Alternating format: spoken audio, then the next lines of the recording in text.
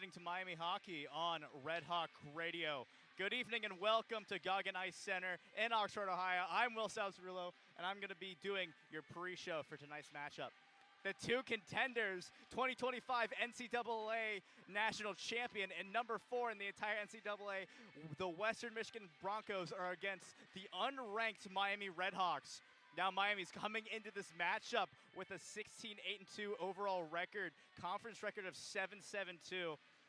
The Broncos on a bit of a heater right now, 19-7-0, 11-5-0 for overall and conference respectively. Last weekend, the RedHawks swept the formerly 20th team in the NCAA, St. Cloud State, on the road. This is the first time the RedHawks have swept St. Cloud on the road since 1999. Friday they won 2-1, and Saturday they won 3-1. Last matchup, Western Michigan swept the RedHawks in Kalamazoo in November. Earlier this season, it was a blowout win for the Broncos, 2-5 on Friday, 2-6 on Saturday. Starting lineups for tonight: forwards for Miami, Coach Adelic, Maximilian Helgeson, and David the Lawman Deputy. On defense, Kyle Lecoyne and Michael Phelan. And in goal, the man himself, Mateo Drobak, is once again in net starting for the RedHawks. For Western Michigan, for forwards, we got Tyne Henricks, Owen Michaels, and William Whitelaw. For the defensive pair, starting, it's Sam Scholand and Zach Bookman. And in goal, it's Hampton Slukinski, Los Angeles Kings draftee. Now, for the storylines for tonight, the Miami RedHawks are on a comeback this season. Last season, they only won 3 games. Now, they've won 16 and are on a 4-game winning streak. Miami clinched its first non-losing season this year in over 10 years. That was the 2014-2015 season since we had a winning season. The Miami RedHawks have swept their second consecutive NCHC series for the first time in program history. That leaves them on a 4-game winning streak right now. David Deputy was recognized as the NCHC Rookie of the Month. Congratulations to him.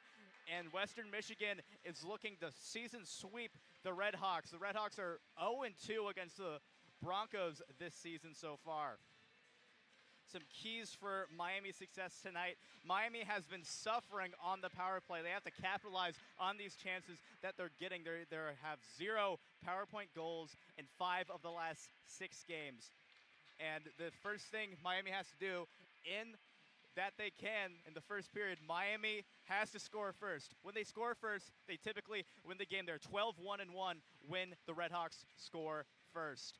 Now, face-offs, Western Michigan is 8th in the NCAA when it comes to face-off wins with a .538% win rate.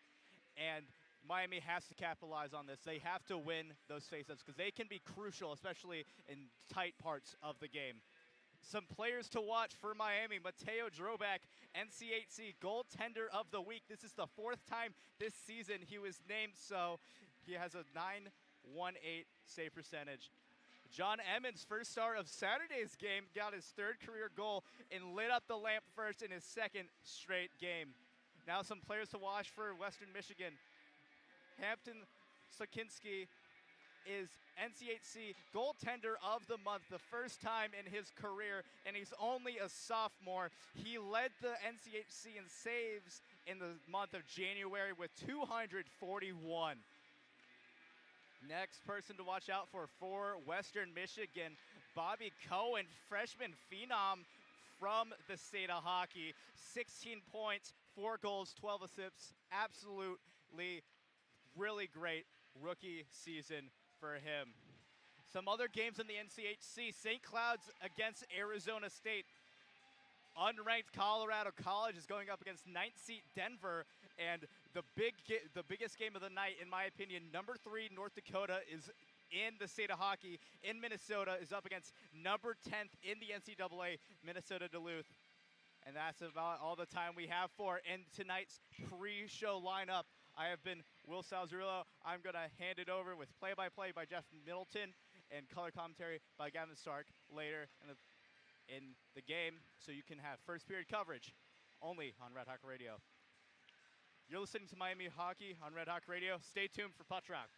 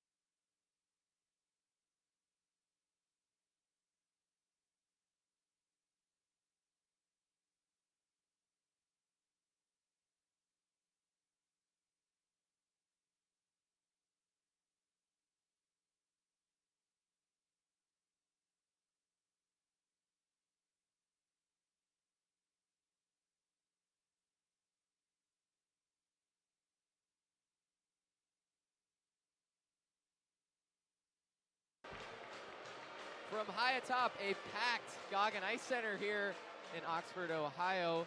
We are back for some Miami hockey between the Miami RedHawks and the Western Michigan University Broncos. My name is Jeff Middleton alongside Gavin Stark as we get set for another NCHC battle between two teams that have already faced each other once this year. Looking back toward mid-November, the RedHawks were swept by the Western Michigan Broncos. They lost the Friday game 5-2 and the Saturday game 6-2. But as Anthony Noreen said in his midweek press conference, not only is this Miami team different, they just feel different. Their play is different, feel much more tighter defensively. And obviously Western Michigan, you know, as Anthony Noreen also said, probably easy to argue that this is the best team in the country despite being ranked 4th, even behind North Dakota, who Miami will face next week. But before that, Gavin, you know, wait to watch this Miami team try and battle against a team that has kind of put the hurt on Miami in recent years, and even this year, even despite the kind of turnaround for the RedHawks at this point in the season.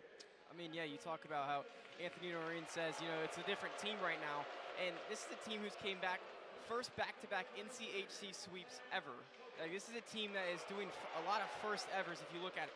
First regular season win at St. Cloud since 2013. They swept St. Cloud last weekend. You know, Mateo Drobak's been phenomenal. Just came off of the NCHC goaltender of the week. That's his 4th time of the season. I mean, you've got guys playing just great hockey. David Deputy, a standout freshman, has been brilliant. Named Rookie of the Month, 5 goals, a hat trick game last time he played here on January 17th. So this team, I mean, they've young. Obviously, second half of the season, you expect them to play better, and that's exactly what they're doing right now.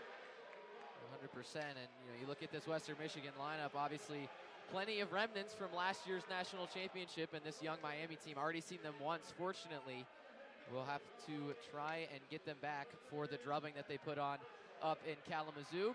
We will turn it over to public address for the Miami starting lineups and the national anthem. We'll be back with Puck Drop here from Gavin Ice Center.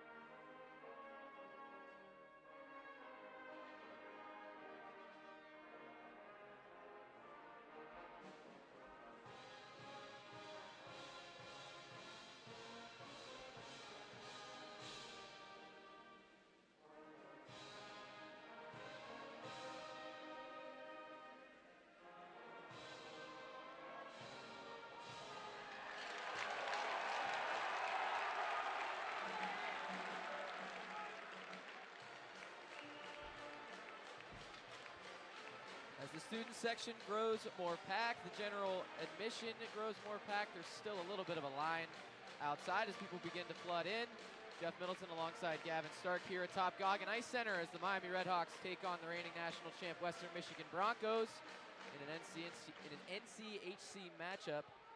Western Michigan coming in with a 19-7-0 record, 11-5 in NCHC play, while Miami 16-8-2 overall and a 7-7-2 NCHC record. Western Michigan wearing their white uniforms, white helmets, brown numbers with a brown and yellow highlight on the bottom of the jersey and the elbows, brown pants, white socks, and Miami wearing their, in my opinion, really, really cool Cradle of Coaches jerseys, all black with some red and gold highlights, black helmets, black gloves, black pants, and black socks with red and white stripes on the knees.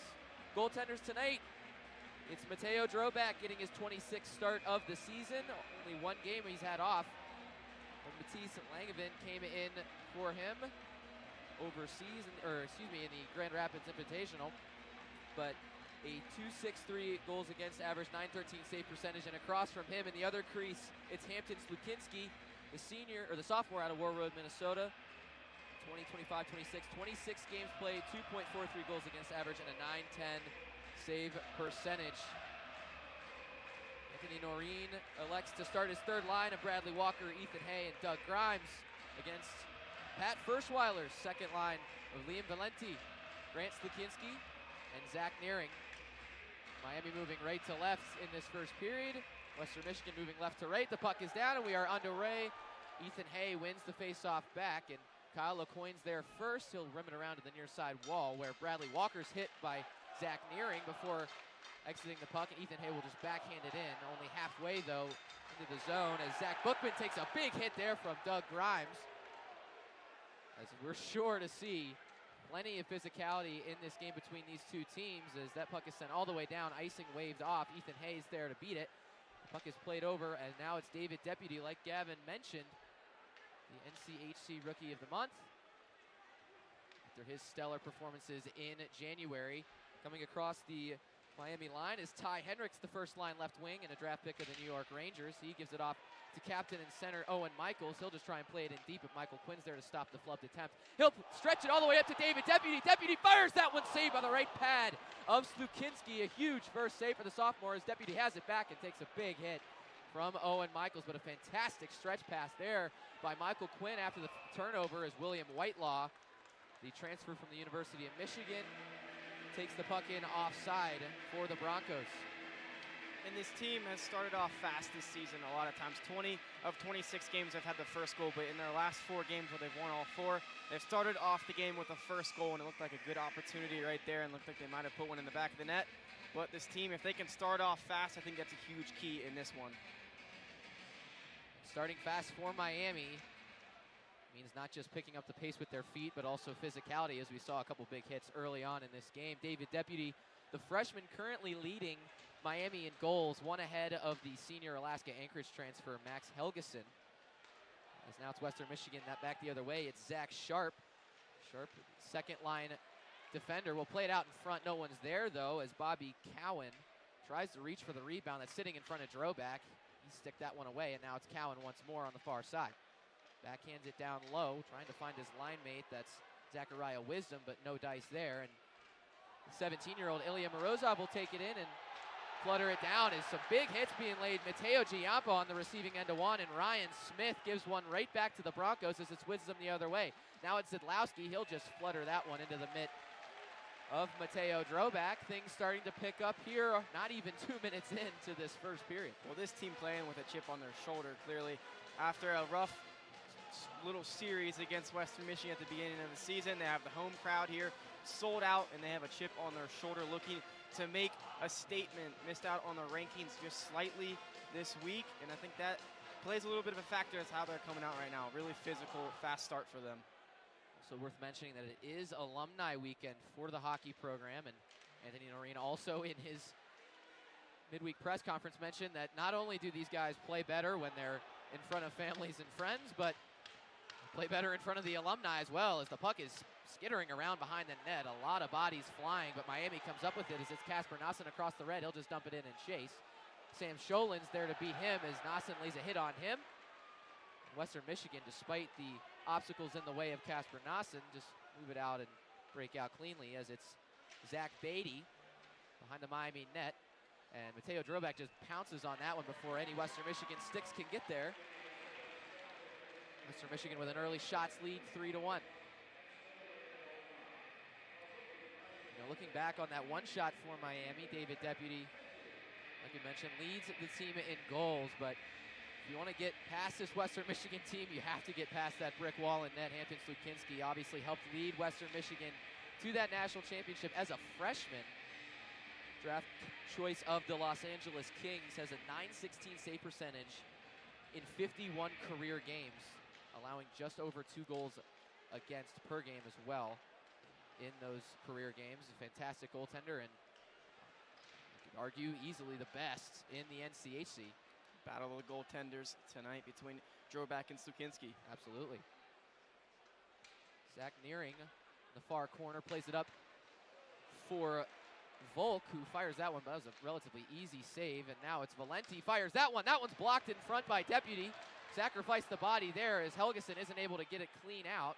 Finally he is, as Volk was not able to hold the line, and a couple of routine saves there for Drobak. One kicked out with the right pad, and the other just kind of saved with the blocker. And now Western Michigan will dump it in and get the change, as now it's Ryder Thompson on the near side. He banks it off the wall for Doug Grimes, who tried to play it middle for Coach Adelic. Adelic loses the puck and plays it low, but is unable to keep the zone, and now it's Owen Michaels chasing after it. Michael Quinn now. Quinn is pasted against the wall, but is able to keep possession of the puck only momentarily. William Whitelaw plays it in front for Ty Henricks. Henricks loses it, now it's behind the net, now near side, Zach Sharp. Sharp plays it low near corner. Sean McEwen has Henricks posted up there, and that results in a turnover as Henricks wasn't able to get his body free, but a turnover at the blue line gives the Broncos the puck again. Errant pass towards the middle was deflected by a Miami stick. Not sure who that was, but a good play nonetheless to get it out to center, and Doug Grimes will just dump it in and go for a change. Now it's Alex Kalbeck, the 7th defenseman for this Broncos team.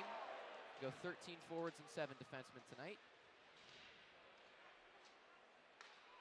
D-to-D pass, as that's Sam Scholand wheeling it around the zone, and now Cowan.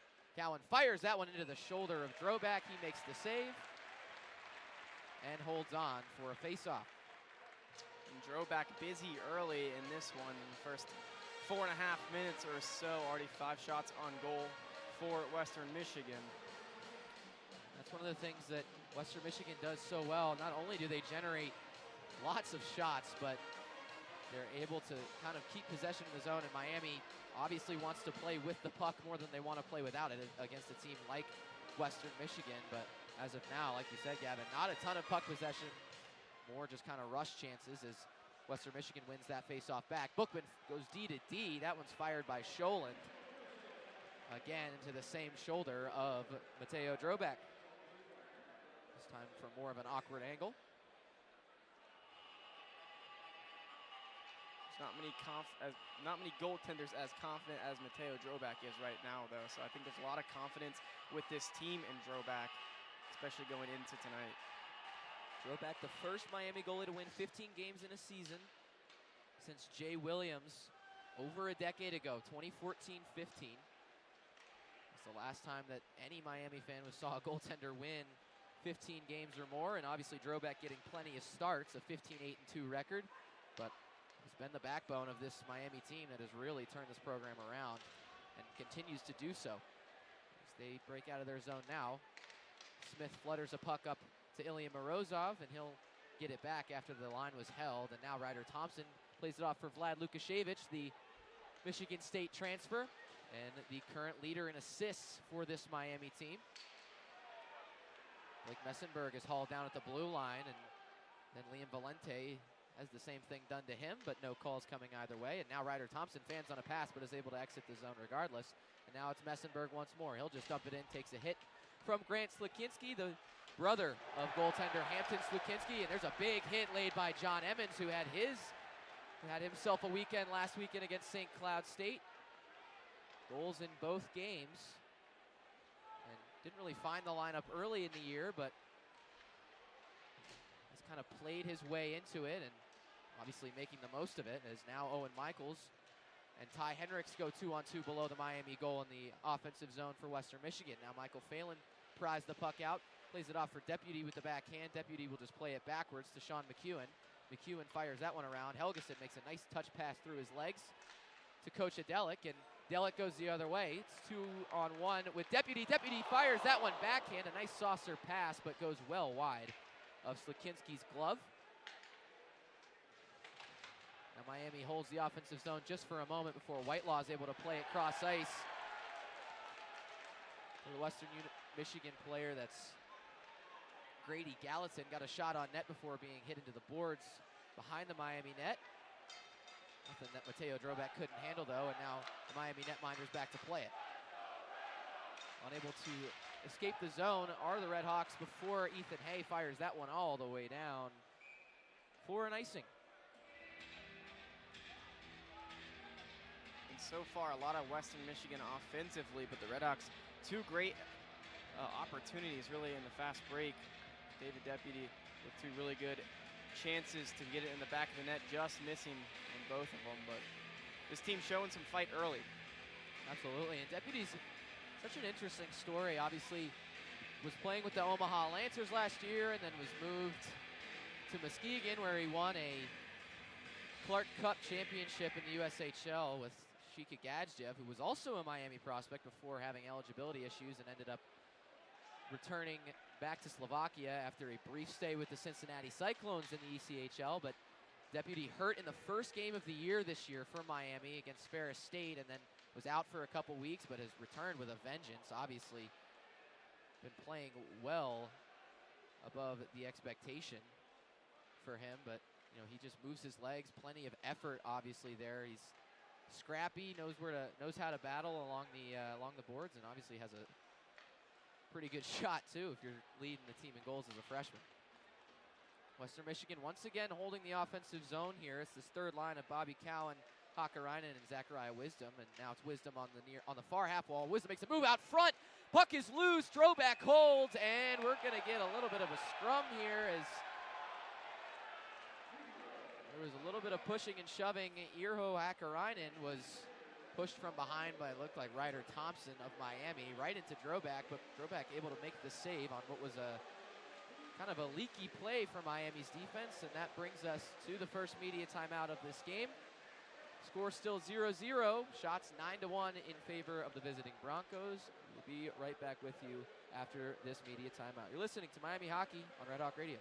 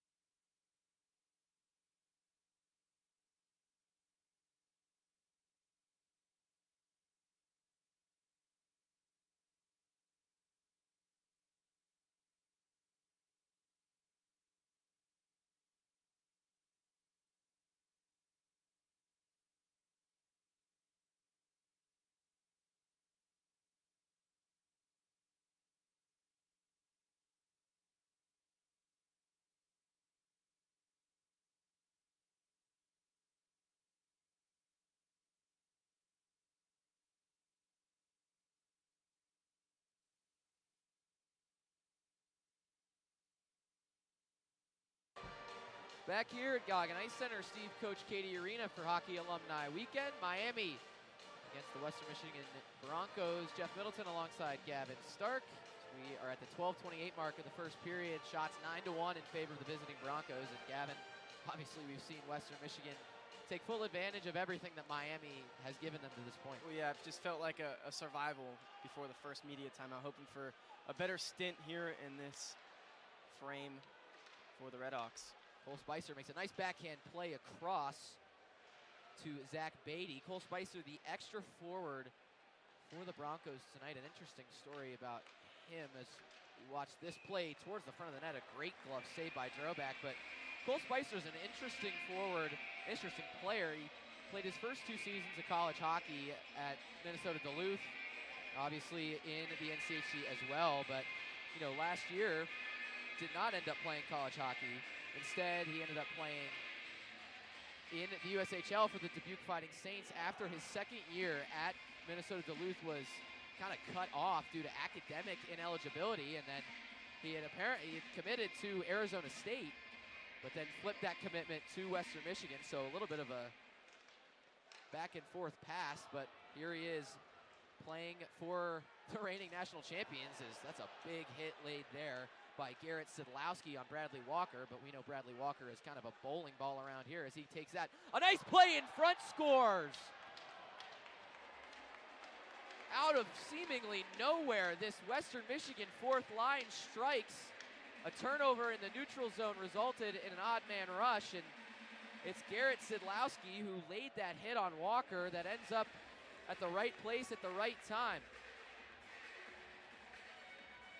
I'll have to watch that one back, Gavin. Seemed like it came out of nowhere. That was quick. Yes. Bradley Walker in the area to try to maybe make a stop there, but ultimately Western Michigan able to find the back of the net on their 11th shot in this game. This one goes in. It was Zach Beatty who received a pass in the neutral zone. And it looked like Grant Slakinski or Zach Sharp. And he made a nice move around Ryder Thompson with his legs moving and just made the little dish off to Sidlowski, and Sidlowski potted it in the net over the glove hand of Mateo Droback. The net came off its moorings as we're getting a little bit of a break in the action here as the referees are over at the Miami bench. Anthony Noreen talking with number 4, Mike Sheehan, the other referee, Nick Krebsbach, and the linesman, of course, Eric Frank, a fan favorite here at Goggin Ice Center, and Brian Gorkoff. But Mike Sheehan now going over to Pat Ferschweiler on the Western Michigan University bench. Not sure what the discussion is about. Looks like Noreen just wants confirmation on something to do with that goal there. Might be a challenge here.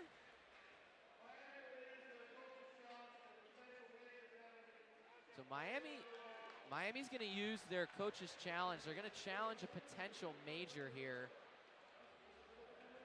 I'm not exactly sure on what. Maybe the hit on Bradley Walker from Sidlowski. I mean, the only thing you can really see here that would be even maybe that would be the hit on Walker near the net, but with the way that this game has been called, I mean, it's been physical since the start here inside Goggin Ice Center, but have to watch that hit back. I'm curious to see. I mean, it was a big hit, obviously, but I'm not sure exactly. Let's see if we can find it here on our.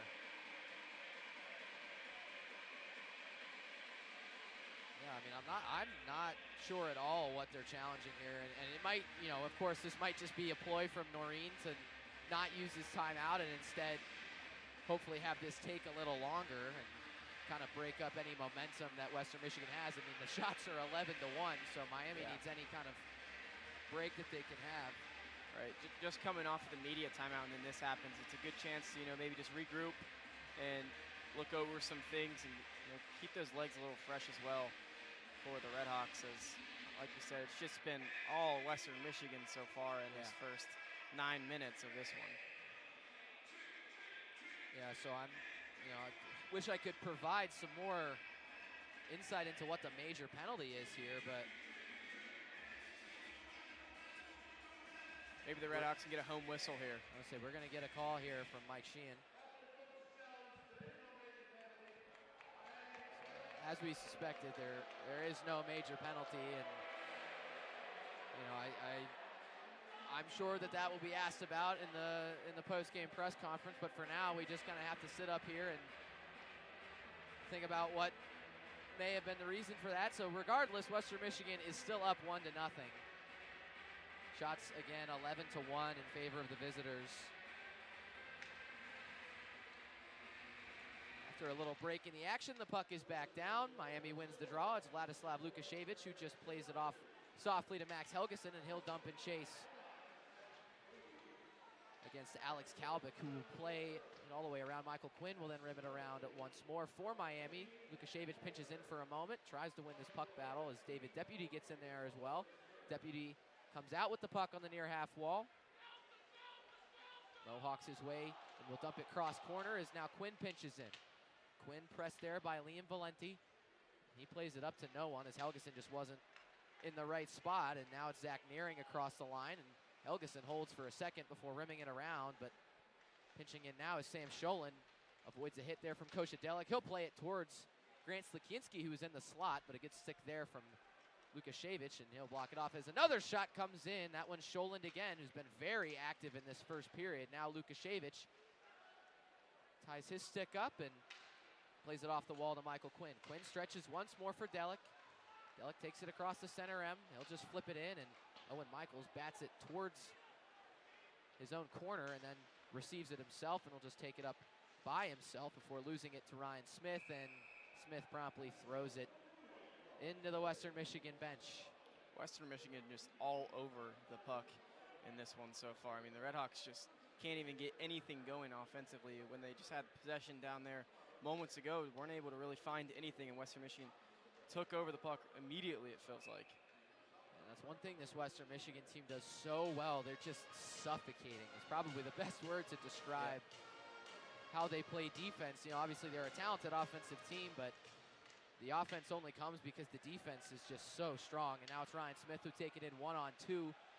Plays it up towards the point, but neither defenseman was there yet. Ryder Thompson and Sean McEwen, the pair for Anthony Noreen. Puck is rimmed around, and now it's Morozov, who's been quiet most of this game. McEwen fires. That one's off the glove of Slikinski.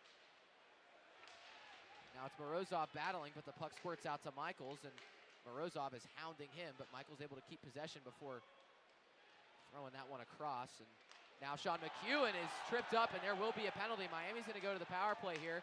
Play to Morozov out front. He fans on that shot, and there's no defenseman there as Sean McEwen goes for a change, and Kyle Aucoin went to play his position on the far side, so Western Michigan touches up with 9:58 remaining in this first period. Western Michigan's going to go to the box for tripping. And this is a huge, huge opportunity for the RedHawks that they're going to have here now with the advantage. See what they can do offensively. Maybe they can get something going finally in this one, because these first 10 minutes, all Western Michigan.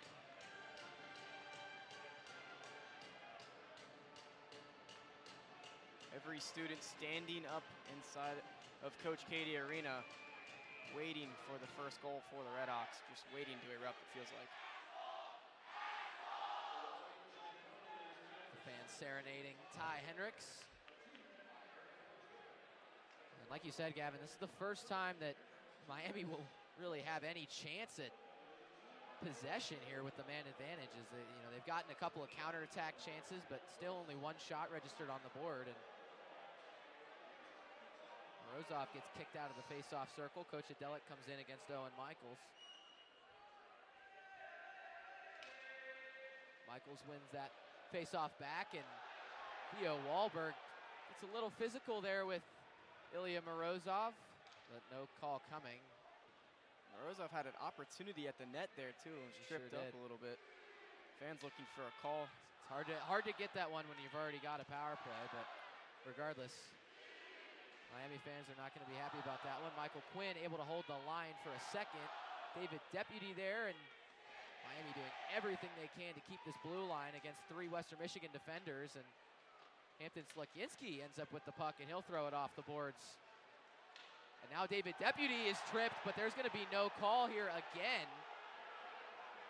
Deputy giving it to the referees as he turns around and yells at Nick Krebsbach. I mean, that was pretty blatant. I'm not exactly sure how that one wasn't called. You could see the one on Morozov being not called, but that one was stick to skates. But regardless, we play on. The second unit's out for Anthony Noreen. Lukashevich cross ice to Grimes. Grimes fires that one, but Sholin's there to block the shot. Once again, the suffocating defense of Western Michigan. Giampa gets that one on the far side circle.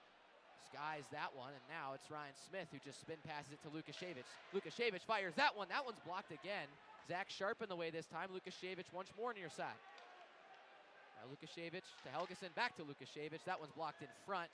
Bounces behind the Western Michigan net and is cleared by William Whitelaw. Western Michigan will go for a change. 23 seconds remaining on this Miami power play. Still no shots on goal for the Redhawks. Kyle Lecoyne, grad student transfer from Harvard, gives it off for John Emmons on the far side. He takes it in, tries to bulldoze his way. He's brought down heavy by Theo Wahlberg. No call there. Pretty good hit by Wahlberg. Nothing really penalty-wise there. As we return to even strength, and here comes Ethan Hay for Miami. Ethan Hay brings it across the blue line, drops it off for Emmons, and he gives back for Hay. Hay in the near corner. Pins it up against the wall before Bradley Walker comes in for reinforcements. Leaves the puck off, and a big hit laid there by Emmons, and now Hay loses the puck as Grant Slakinski, will just give off for Grady Gallatin, and Western Michigan will exit the puck. Bradley Walker laying a couple of hits of his own as play continues on in the Miami end. Naring in the near corner, makes his move around one. That's Michael Phelan. Phelan ends up with the puck, though, as Kyle Lecoyne does a good job of pinning Naring to the wall and forcing the puck off his stick. Now Walker will just backhand it low and go for a change. Ryan Smith chases.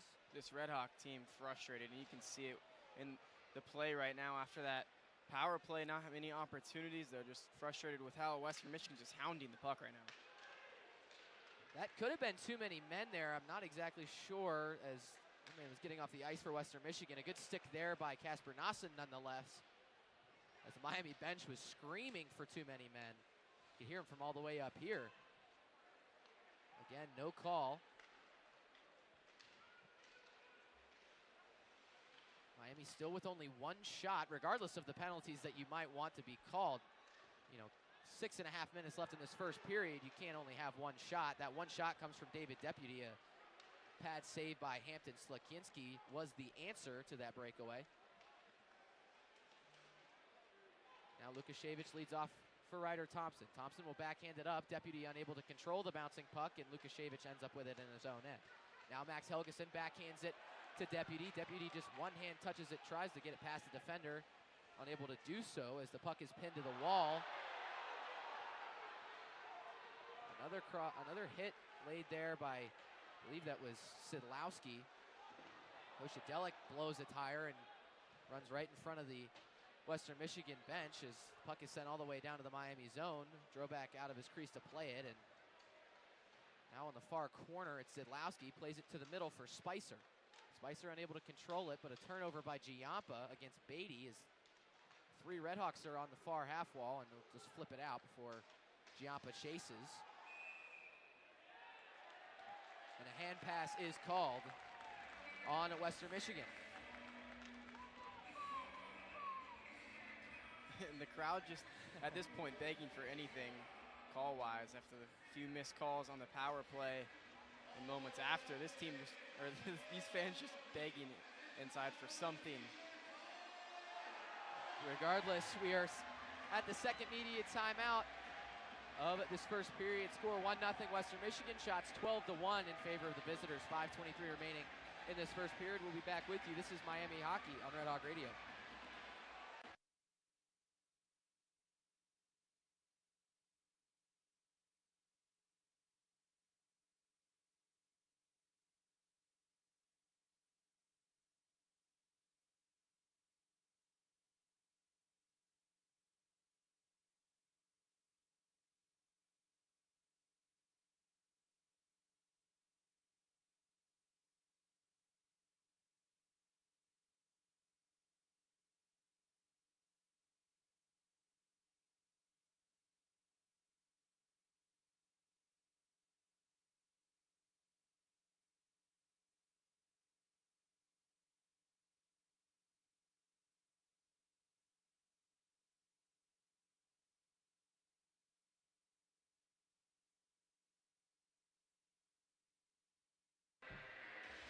An offensive zone draw for Miami as we get back the last 5 minutes and 23 seconds here in the first period. Western Michigan leads 1-0.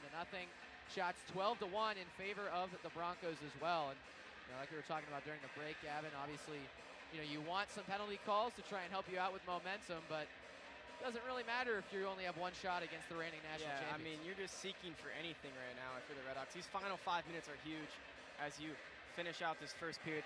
I want to see the RedHawks just do some more stuff offensively, take advantage of some more things. Calls aren't going to go your way, it seems like, in this first period. Lukasiewicz makes a nice move around one, fires, but that one misses just wide. He had the top corner labeled. Made a nice move. William Whitelaw blew a tire after a nice face-off win by Ilya Morozov against Owen Michaels. And unfortunately, Lukasiewicz wasn't able to put that one in the back of the net. Well, and there's a good opportunity for the RedHawks. Just another, like you said, Gavin, another opportunity for the RedHawks. It goes just missed or blocked or anything. Obviously, Western Michigan with a suffocating defense like we've mentioned before, and that puck is sent high into the stands, and hopefully everyone's all right over there. The shot was registered for Miami, so shots are now 12-2 in favor of the Broncos, as we will get a center ice draw after the puck was sent over the glass and out of play.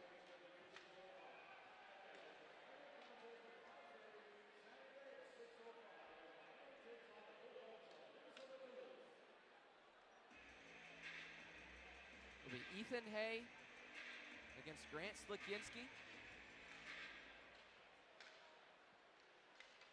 Hay wins that one back as Phelan goes D-to-D for Aucoin. Aucoin will just fire that one in at the red line. Hampton Slikinski out to play it. Big hit laid there by Bradley Walker, but Kyle Aucoin can't keep the zone, and now it's 2-on-1 for the Broncos just for a moment before Valenti holds up. Slikinski thought he had a man with him, but he didn't. And now it's Naring. Naring gives off to Bookman near side. Bookman at the near point for Scholin. Scholin fires that one just wide as Mateo Drobak did not see that puck at all. 2 or 3 bodies standing in front of the goaltender. Obviously Drobak only 6'2", 205. Has great vision, but not the tallest goaltender of all time. 4:15 remaining in this first period. Still 1-0 Broncos as it's Scholin once more, been probably the MVP of the Broncos team so far through this first period. Really, really fantastic from the back end, but he turns his puck over here to Coach Adelik. He plays it out in front, or at least tries to, as he's getting hounded there. And now it's Deputy. Deputy has the puck and fires that one high into the stands. Deputy very frustrated as a hand pass is called. It looked like Deputy had a wide open lane to the net there after taking it off the near half wall, and he turned and went, and then as the call was made.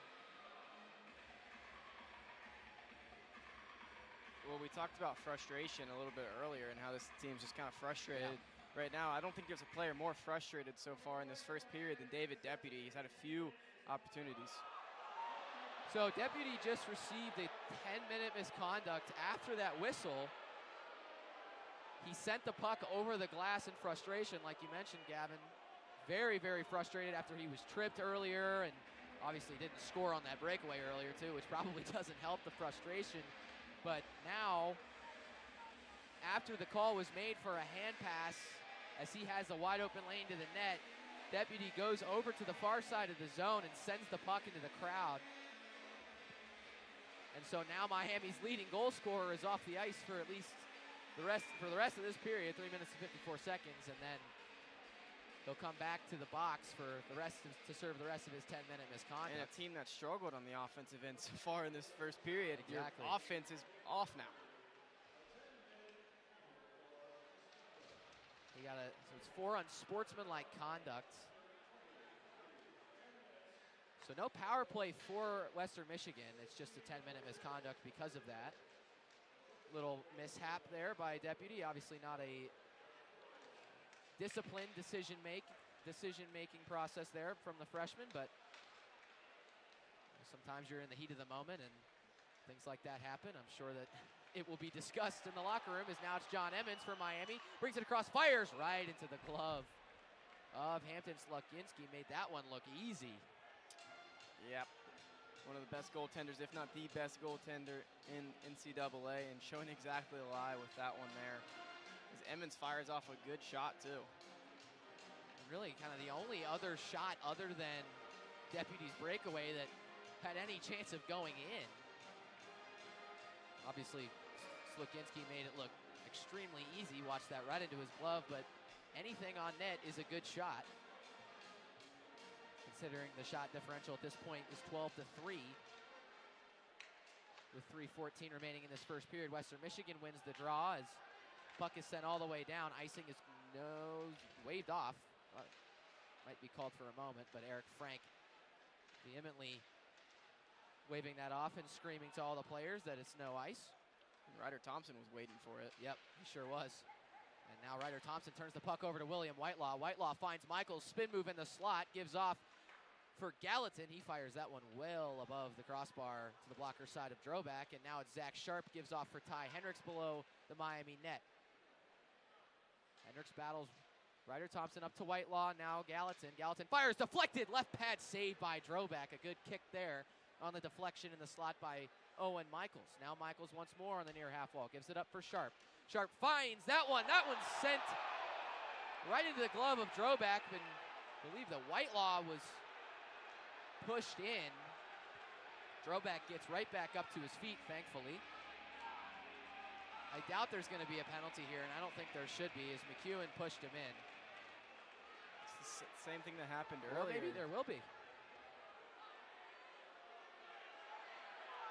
Whitelaw pleading his case that he was pushed in. We'll get a look here on this replay.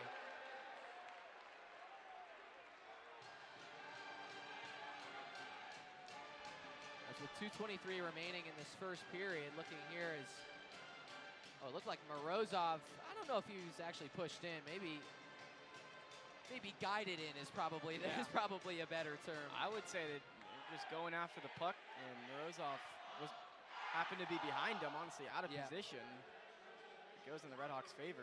Yeah, I was going to say, I don't think that's not the most egregious goalie interference call of all time, but you know, could argue that there should have been a call or two earlier in this period and evening things out at this point. And here you go, you got a power play with 2 minutes and 23 seconds left in the first, your second one of this period. Miami wins the face-off. It's Michael Quinn. Moves down to Casper Nossen. Reminder, David Deputy not on this first unit as Casper Nossen fires the one-timer just wide. The blocker side of Slukinski.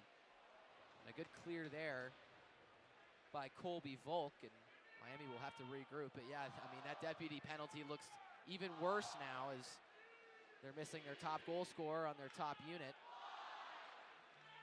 The second unit goes to work first for Anthony Noreen. As they get the puck in the zone, it's Morozov over to Delic.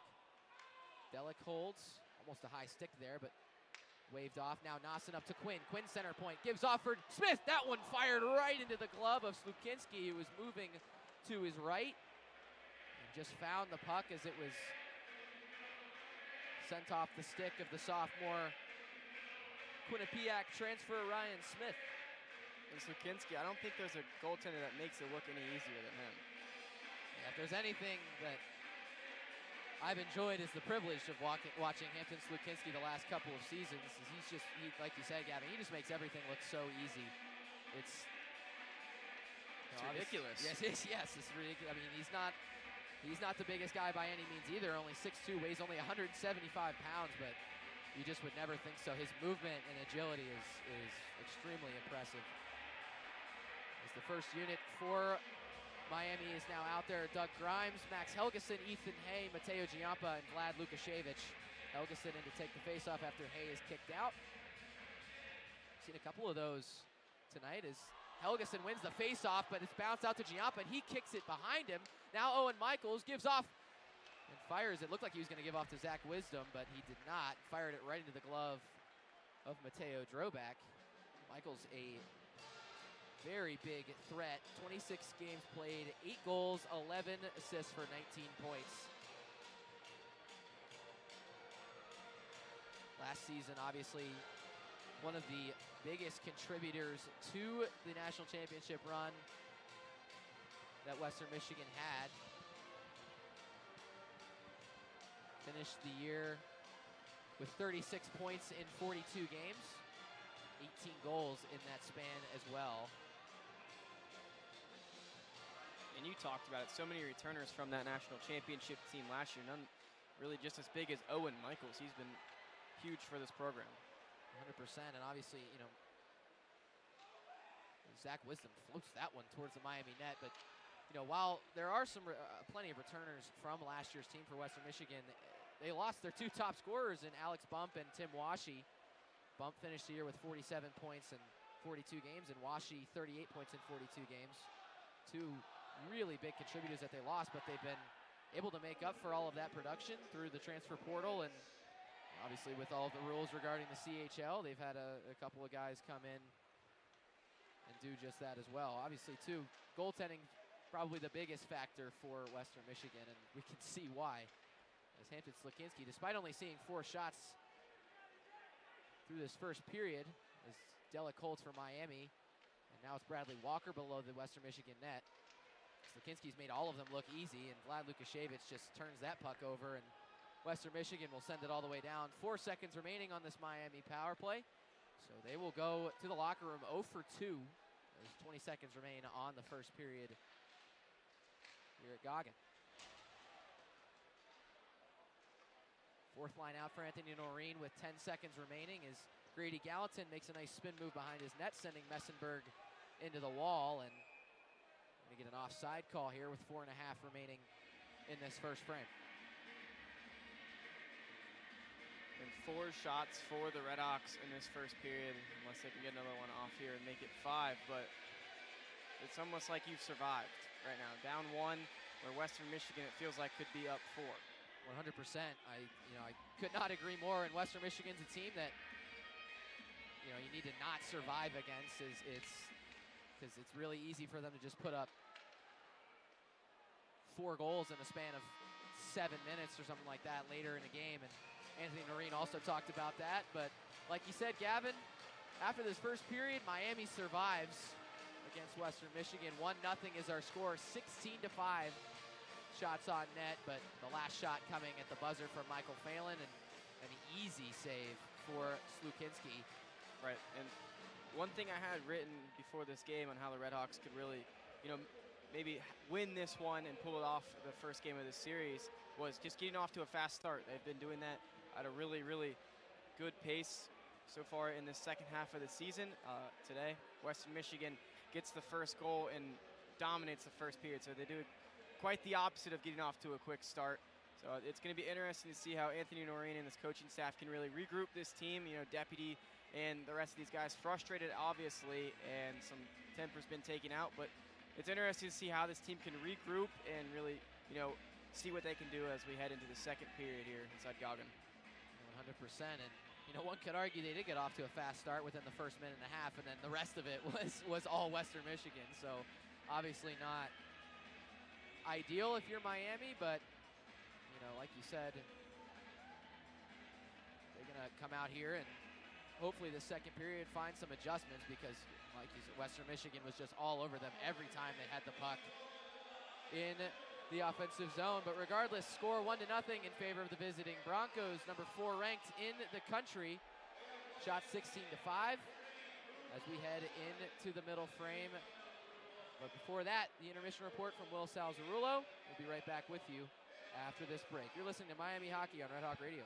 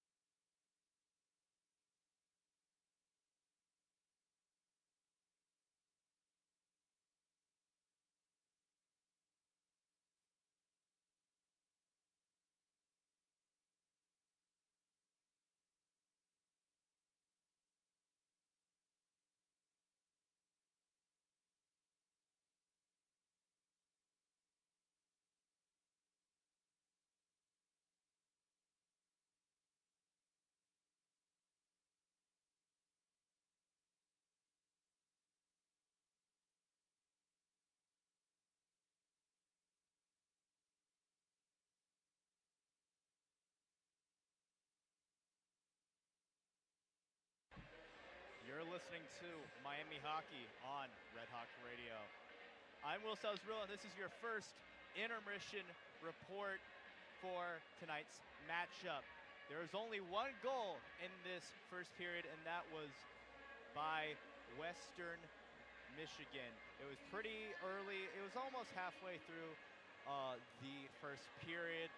It was a goal by Garrett Slapkowski, assisted by Zach Bade and Theo Wahlberg.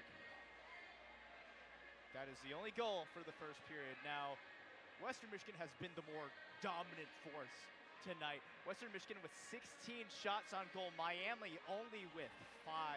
Miami absolutely is trailing here, but they're playing one of the best teams in the entire country, the NCAA 2025 champion. So this was going to be a tough game regardless for the RedHawks. There were 3 penalties in the first period. WMU started it off for tripping. Miami had, this came to that, this comes to show what I said earlier. Miami had 2 power play opportunities with the extra man on the ice, but they just couldn't get the puck in the back of the net. And then later, David Deputy with a 10-minute personal misconduct for throwing equipment. Now, I don't think that's the correct term that they should have used. He, after Western Michigan did a good stop, he shot the puck into the upper protective netting in front of the crowd, and that was considered a 10-minute misconduct for throwing equipment. Personally, it should have been, I don't know, unsportsmanlike conduct, but throwing equipment is what it stands as now. Then after that, WMU with a 2-minute minor for goaltender interference. Now that was a heated bit in the game for the RedHawks. There was a massive amount of guys getting ready to get this guy, but they stopped him, and that was only a 2-minute minor for WMU with no power play goal for the RedHawks. Shots on net, 4 for Miami, 16 for Western Michigan. Now Miami has been holding their own decently, especially on defense, only allowing 1 goal in for arguably the best team in the entire country. So Miami is trailing this one, 1-0 in favor of Western Michigan. Now, I just want to point out that I said Miami has to up their playoff games. Western Michigan is 8th in the entire NCAA when it comes to face-off wins. Miami is currently beating them, however, it's very close. Miami has 11 face-off wins, and Western Michigan has 10. So a very close matchup there. Now, shots on general, Michigan still out-edges Miami 23-12 in favor of Western Michigan. So the total score for tonight, Western Michigan with 1, Miami with 0.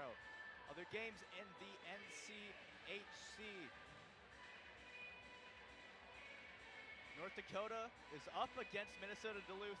Game just started. The score is scoreless, actually. And then Colorado College at 9th seed Denver, St. Cloud at Arizona State. Both games have not started yet. This has all the time we have for your first intermission report. I've been Will Salzarulo. I'm going to hand it over to Jeff Middleton and Gavin Stark for coverage of the second period. You're listening to Miami Hockey on Red Hawk Radio.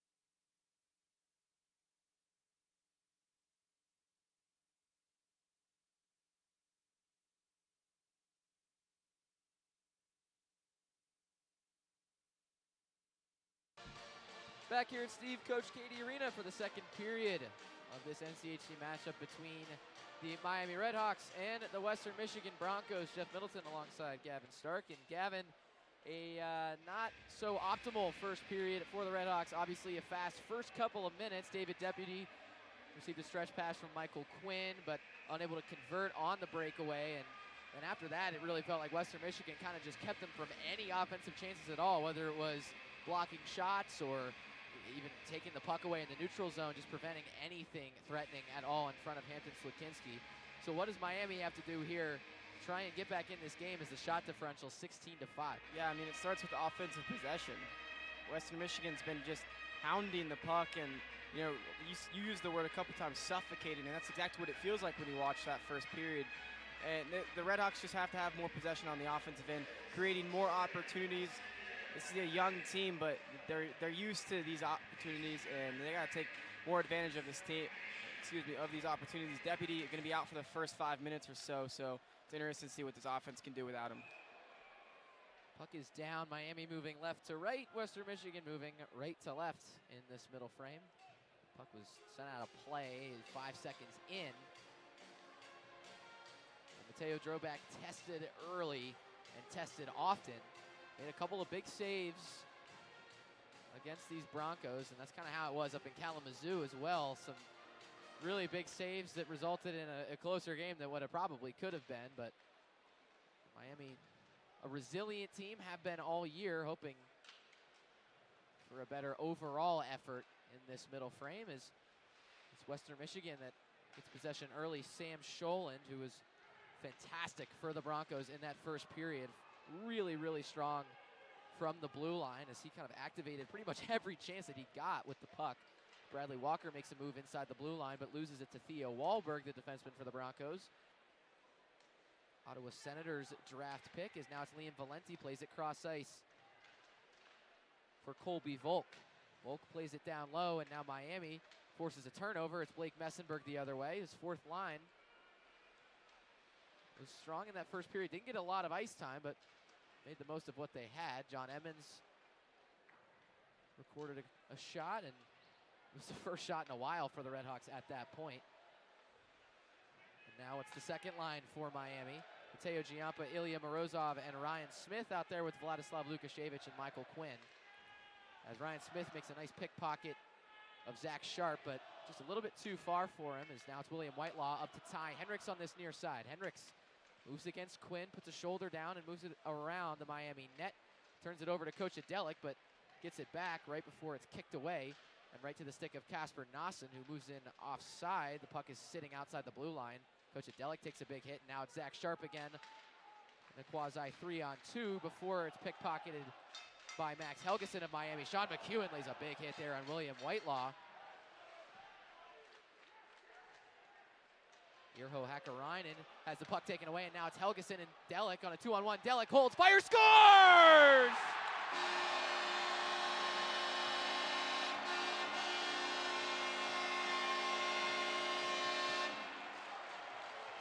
A beautiful pass from Max Helgeson on the 2-on-1, and Coach Adelic holds and drags and fires it past the blocker of Hampton Slukinski to tie this game at 1-1.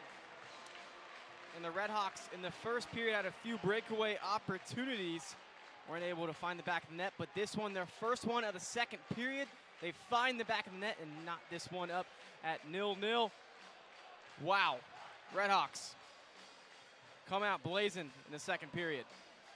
Those first 2 minutes in the first period had a chance just like that. And David Deputy unable to convert. This time, Coach Adelic makes no mistake as the puck is sent down the ice. Doug Grimes chases after it. Slukinski comes out way out of his net to play it. And now it's Michael Phelan in the Miami zone. Gives it D-to-D for Aucoin. Aucoin plays it cross ice for Grimes, and he enters the offensive zone. Now John Emmons gets held up by Zach Bookman. No call coming. Good defensive play there as the puck is fired there over the blocker of Slukinski, but wide. See if Miami can get any momentum from that early goal. Yeah, Jeff, this might have just been the opportunity and success that this RedHawk team needed early in the second period. Some momentum in their favor now. It's hard to possess the puck against this Western Michigan team, so it really makes all of those breakaways and odd man rushes as important as ever, and obviously we see why as this game is now tied. Goal from Coach Adelic. Assist from Max Helgeson. The only assist on that goal. The tying goal for the RedHawks. That's Delic's 9th of the season and his 20th point of the year for the freshman out of Sudbury in the OHL. As a stretch pass from Giampa finds the stick of Smith, but it goes just too hard off the backhand. Now Miami really pressuring. Sean McEwen steps up from the blue line to pressure Garrett Sidlowski before the forward gets there, and now it's Grant Slakinski to Zach Naring. Naring makes a nice little touch pass on the backhand to Slakinski, who's cutting low, but a stick there from Miami. Believe that was McEwen able to intercept the play, and puck is dumped out to the neutral zone. It's Zach Sharp, has his pocket picked by Helgeson, poked away there, and now it's Alex Kalbick who just plays it low for Western Michigan to chase. Puck goes off the glove of Slakinski on the near side blue line, and it exits out before another dump in by the Broncos, and now Helgeson will just flutter that one out to the far blue line, but not out of the zone. Good keep there from Bookman as a cross-ice play there from Valente. Tried to find the stick of Slukinski, and eventually it did after a bounce off the boards and a shot off the helmet of Droback. Gives Valente another rush in. That one is shot and skied out. Kind of bouncing around here after that Miami goal. Puck playing some dump and chase here. Puck bouncing all the way around, but Broncos once again kind of returning back to their game as shots go 16-6 in favor of the visitors. Yeah, and you said it, Jeff, you know, importance of breakaways for this Red Hawk team. You know, it felt like that in the first period. That's why it kind of hurt when they missed those first two opportunities on the breakaway. They take advantage of this one in the second period, and you're going to get your star and David Deputy back as well here in moments. He missed it. David Deputy assessed a 10-minute misconduct officially for throwing equipment, but it was because after a hand pass call that was made as Deputy was cutting to the net a little late, not sure, I mean, it didn't feel very late, but regardless, Deputy was very upset, and he tossed the puck into the stands, the student section actually, just kind of shot it out of play after the whistle, and obviously no power play for the Broncos as a result, but Miami missing their top goal scorer, and with the power play late in that period as well, kind of a tough break for Miami, but like you said, Gavin, they should be getting him back here shortly as we hit the 15-24 mark of the second period. And defensive zone draw for the RedHawks. Owen Michaels has it for a moment, gives it off for Messenberg. Trying to find a teammate, but Messenberg took it away, and now Doug Grimes will just dump it in as Bradley Walker chases. Quinn steps up. Messenberg going to have to skate back on the back check as Giampa needs to play some defense here as William Whitelaw makes a nice move around the defender. But a good shoulder save from Droback, and here comes Walker the other way. Walker drops it off for Lukashevich. Drags, fires. That one's shouldered away by Slukinski. Now Walker once more below the net. Goes off for Giampa. Giampa battling there. Puck squirts free, and now here come the Broncos as Henricks has it in the neutral zone before Michael Phelan picks his pocket. Giampa without a stick has to go get to the bench. And now Morozov makes a nice move around one. Finds Smith in the slot. Drags, fires. That one was blocked, though, by Volk. Another big block by the Broncos. Good play by Aucoin to use his skate to block the movement attempted. We got a scrum going on in the far corner. Ryan Smith is being held by a Broncos player. Not sure who that is. We'll let you know momentarily. I believe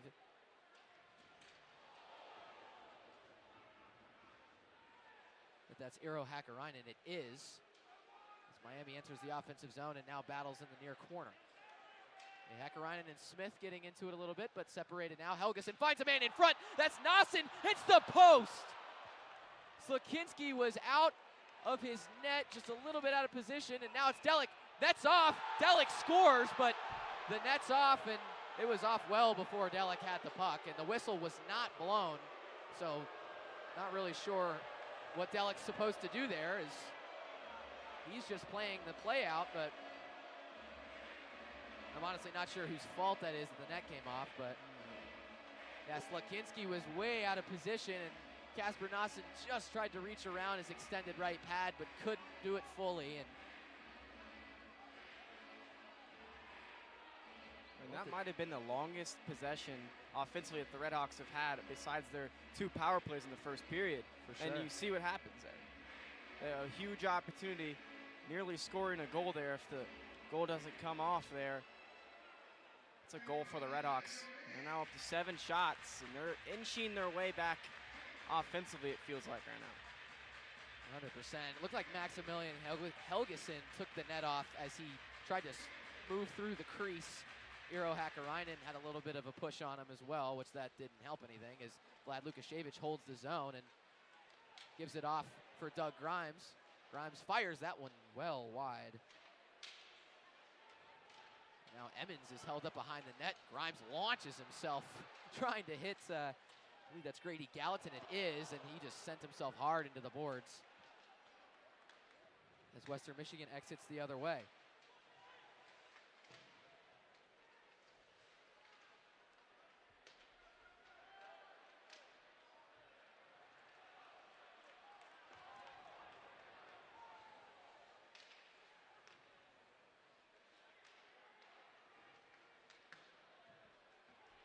Phelan now for the RedHawks in their own zone. This puck kind of bouncing around here. Ryan Smith makes a move around one. Giampa tries to pick the pocket of Grant Slakinski, but Slakinski moves forward, looking for his teammate Naring. A play out to the middle as Valenti was there, but a good defensive play in the slot gives the RedHawks possession, moving the other way. It's Phelan who'll just dump it in and go for a change. Puck is played around to the near side. Morozov's there to intercept. Smith goes towards the middle, trying to find a man, I should say, as that's Giampa. But pass was blocked, and now Aucoin and Donato go 2-on-2 the other way with Naring and Valenti. A nice move by Naring on Donato, and he's tripped up by Droback as he tried to cut hard to the net. Nothing doing there, though, as Western Michigan maintains possession just for a moment as Kyle Aucoin is hit hard, and now Ryan Smith goes cross ice to Donato, who will throw it in deep and wait for reinforcements to get in there. And now David Deputy, who returns from the 10-minute misconduct, is back on the ice, full of energy. Legs are moving, and he has the puck now in the near corner. Backhands it up to the point for McEwen. McEwen fires that one just fluttering as Helgeson tried to get a tip on it, but it went wide. And now Deputy again. Unable to keep the zone, though, as you can tell his legs are fresh. McEwen will dump it in, and Helgeson's there to meet it.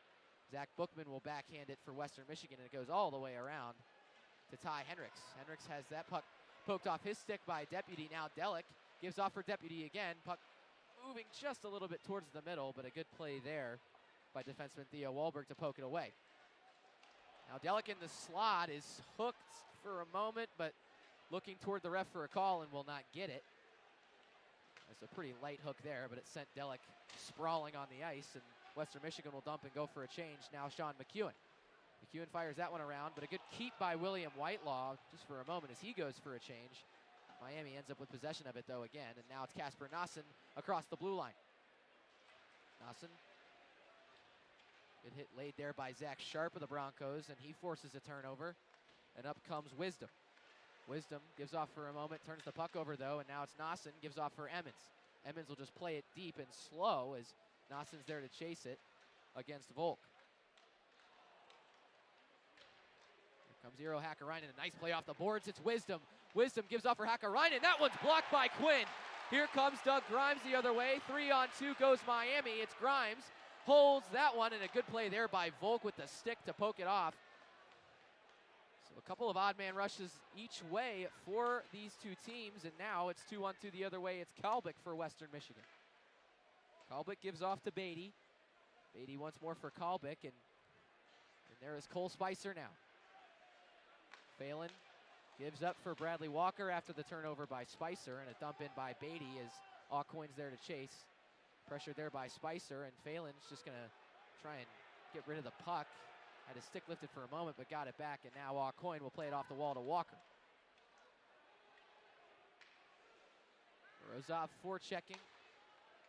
Nice pass there from Kalbick through a defenseman for Miami as the puck enters the Miami defensive zone. Aucoin will float that one off the boards behind the net, and Phelan, who's tired, can't get to the loose puck. Slukinski plays it down low. Valenti had a man cutting to the net that's naring, but couldn't get a grasp on the puck, and now Valenti plays it out in front once more.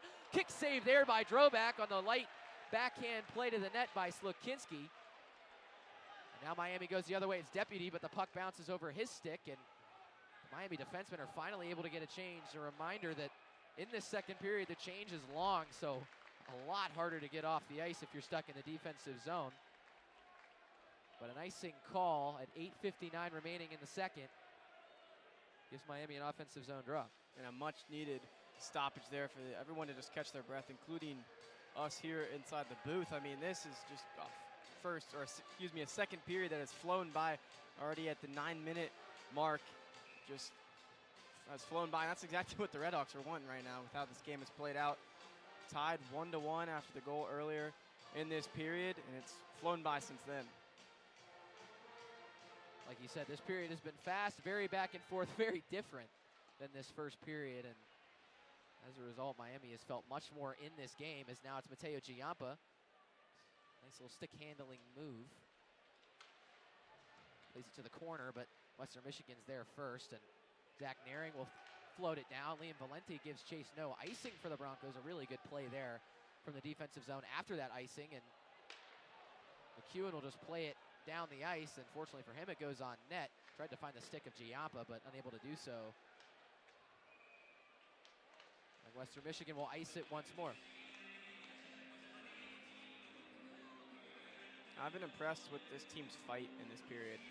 You know, you struggle in the first period, but then you go into intermission, and you wonder what the coaching staff and these players are saying to each other. And I think one of these things was, let's keep fighting. Let's show them who we are. Let's show this crowd, why they came here and sold out Coach Cady Arena. And they're fighting in this period, and it's found themselves tied.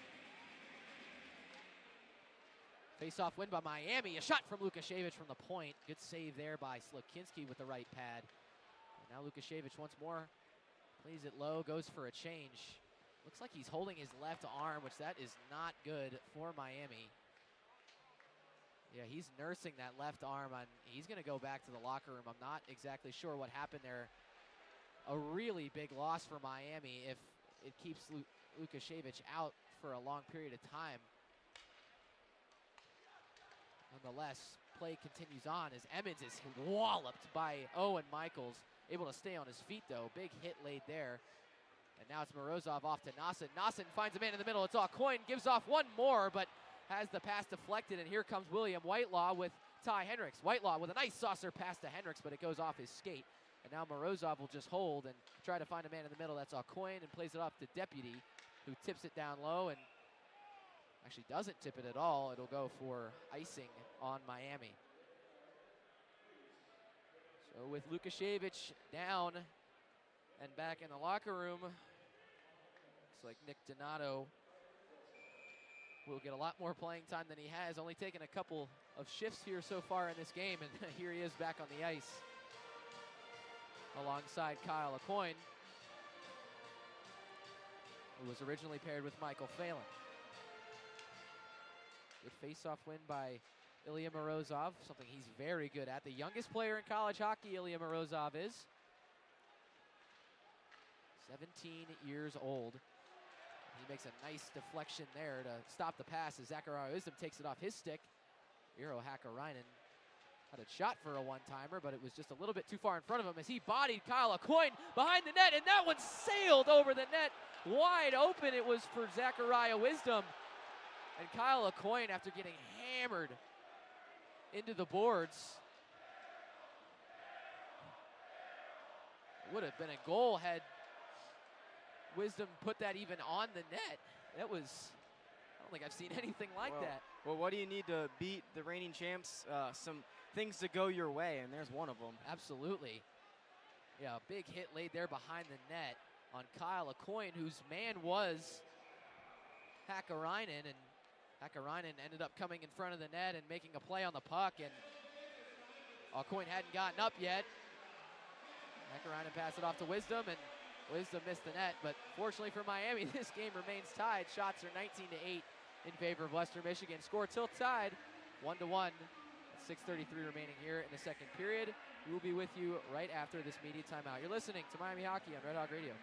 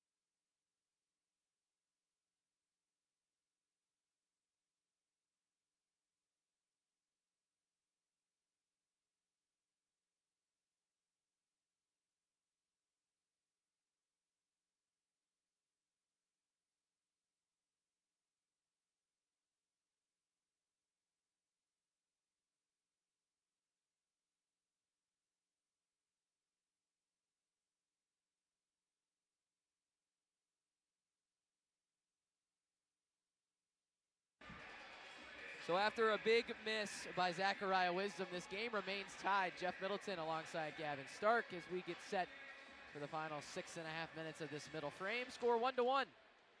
Miami's Coach Shadelic scores on a 2-on-1 with Max Helgeson. Now Miami has the puck again. It's Mateo Giampo.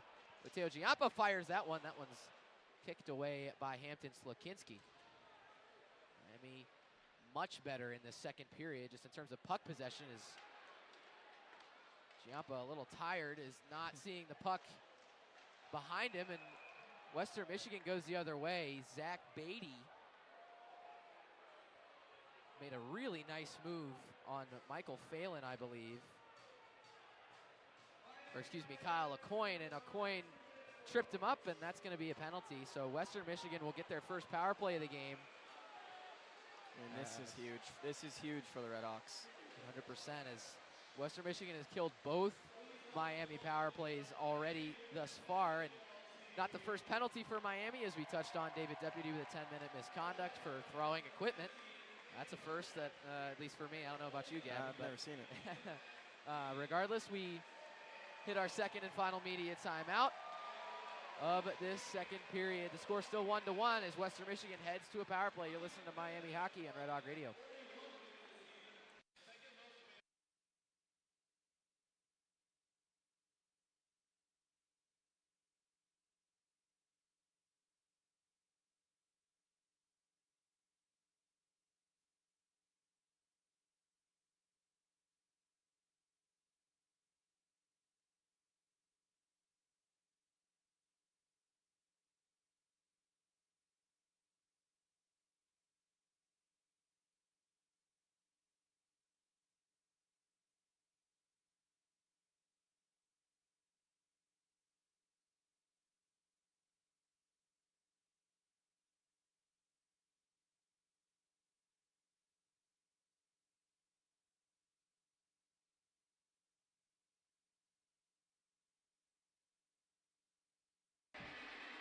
We're back after our second and final media timeout. Jeff Middleton alongside Gavin Stark as the final 6 minutes and 8 seconds are about to tick off here this middle frame. Game is 1-1. Miami on the penalty kill as Kyle Aucoin takes a 2-minute penalty for tripping.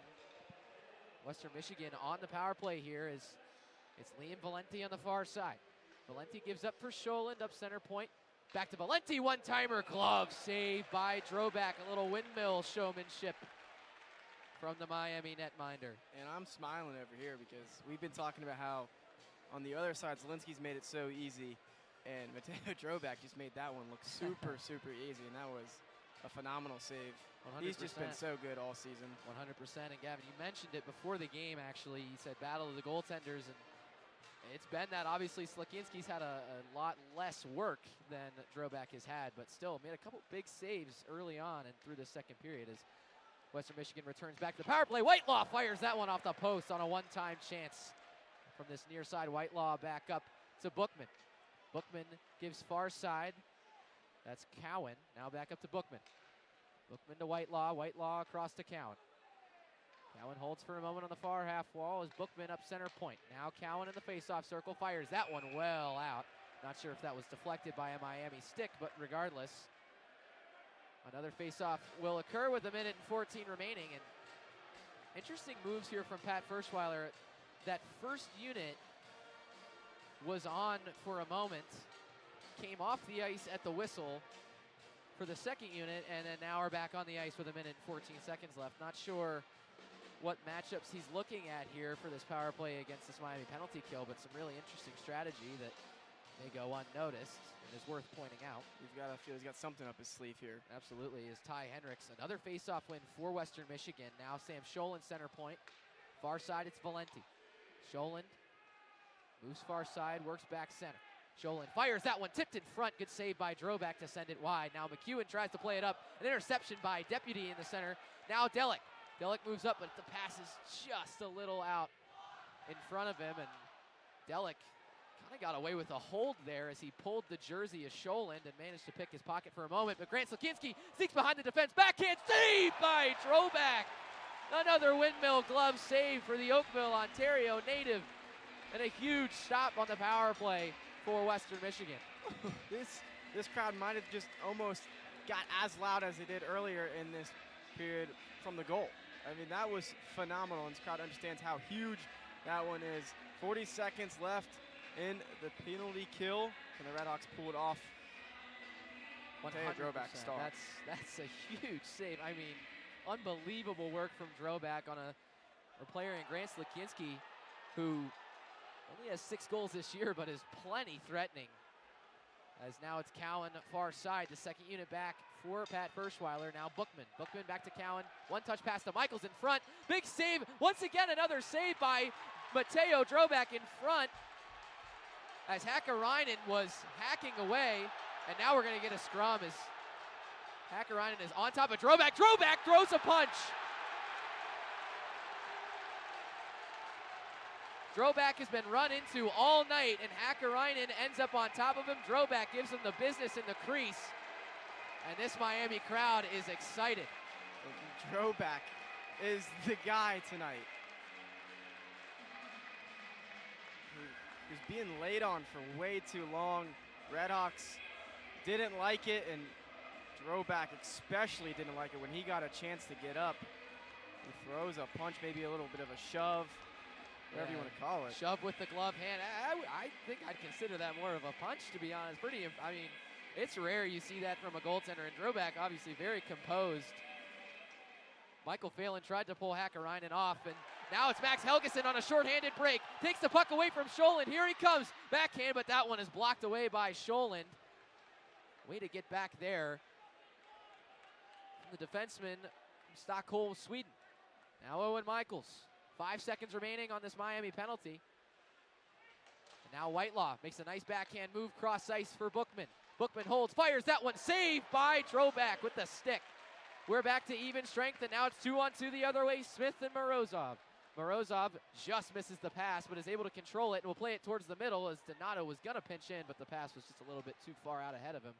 He's gonna play it safe and keep everything in front of him. Now John Emmons back in the Miami zone, plays it to Giampa, who has the puck lost in his skates and doesn't know where it is. And now Western Michigan turns the other way before a nice hit by John Emmons, and now Ryan Smith across the center M.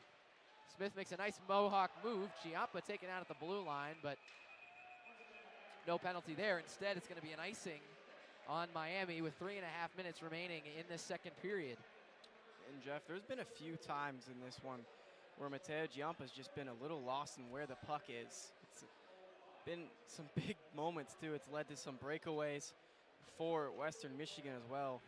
Luckily, that time didn't have too much of an effect, but some costly mistakes. Something you can't do when you're playing Western Michigan, too. 100%. And it's worth mentioning as well that You know, obviously Giampa leads this team in points, but also is coming back still from an injury. He played last weekend at St. Cloud State and only recorded an assist, which is unlike him, but granted, those are 2 low-scoring games as well.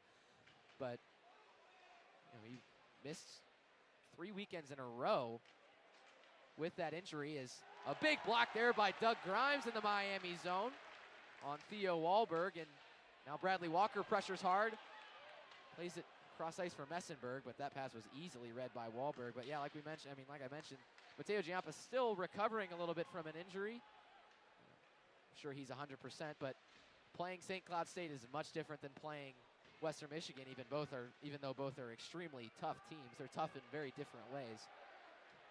Now, with that being said, you need Giampa out there as much as you can. 100%. I mean, he's Totally a agree. brilliant player. Max Helgeson lays a hit on the end wall behind the Western Michigan bench. Western Michigan ends up with it, though, as Grant Slakinski takes it across center ice. A nice move around Deputy. Now he makes a pass to Zach Sharp, and no call coming as Zach Sharp wanted a trip, but good defensive play there as now Deputy skating towards the loose puck, but in front of him is Grady Gallatin, and lots of open play here as we hit the 2-minute and 10-second mark in the second period. Miami still not in the double-digit shot column yet. Not ideal if you're Anthony Noreen, but the score is still 1-1 at this point. And now as there's shot there, shoulder save by Mateo Droback on a quick developing play from Grant Slakinski to Liam Valenti.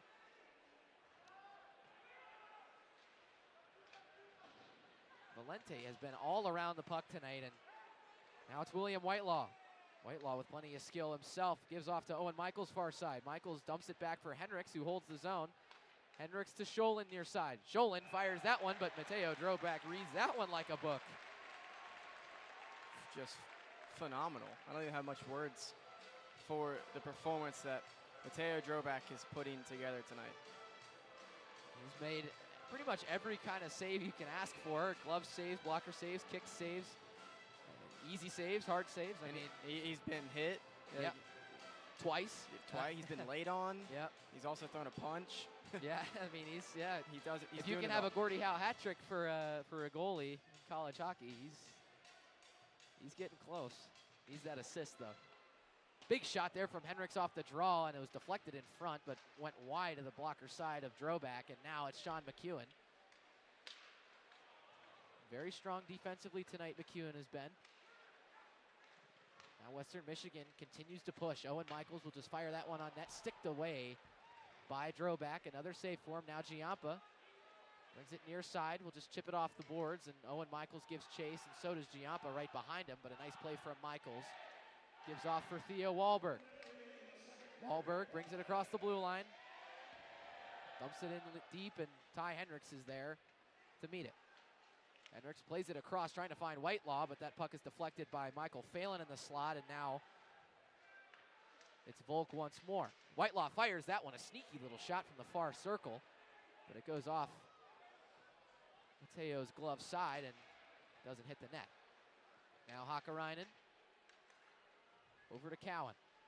Cowan holds, fans on the first attempt, makes a nice pass though on the second to Wisdom. Now Volk. Volk cross ice, fired right into the chest of Droback. That was a shot from Zach Sharp, the sophomore defenseman and San Jose Sharks draft pick, with 22.1 seconds remaining in this middle frame. And Jeff, if I told you that Western Michigan would have 27 shots and Miami had 8 in this moment, in the second period as we wind down in the second, would you say that the score is 1-1? Certainly not. Certainly not. Having watched lots of Miami Western Michigan games over the last few years, not even in the Anthony Noreen era, but I don't think any Miami fan would say that that's what they expected. But I mean, this Anthony Noreen team has been consistently strong in coming back after poor periods. As that shot, I believe, hit off the post from the point, and there's going to be a penalty called here with 10.9 seconds remaining. Not sure who it's on. There's going to be a slashing call on Coach Adelic, which is not a good penalty to take. If you're Miami, another undisciplined play Delic, not a guy that takes a lot of penalties. I mean, 8 on the season. I'll have to watch that one back because I didn't see it. There were about 4 or 5 guys on the far wall, so we'll have to see where he comes in on this play. You just got to keep your composure in these types of games. You know, you're hosting Western Michigan, and you're in a situation where it's tied with 10.9 seconds left in the second. Just hang on and get yourself out of the second period. A costly penalty, though, there from Delic. Western Michigan returns to the power play as Bookman takes it in and gives it off to Morozov with 4 seconds left. He's just going to carry it out of the zone and play it down deep. It looked like Delic got hit really hard along the wall and then stood up and kind of hacked right at the hands. An unfortunate play, but a penalty nonetheless. Hacked at the hands of the Western Michigan player, and you know that's going to get called every time. He brought the stick back and brought it down on the hands. That's about as blatant of a slash as you can get, even if that's not what you're intending. But regardless, Western Michigan will head to the intermission and into the third period with 1:50 on the power play. Gavin, Miami, again, not exactly the best period of all time, but you know what? You'll take it. You convert on really the biggest chance that you had all game to this point with Delic on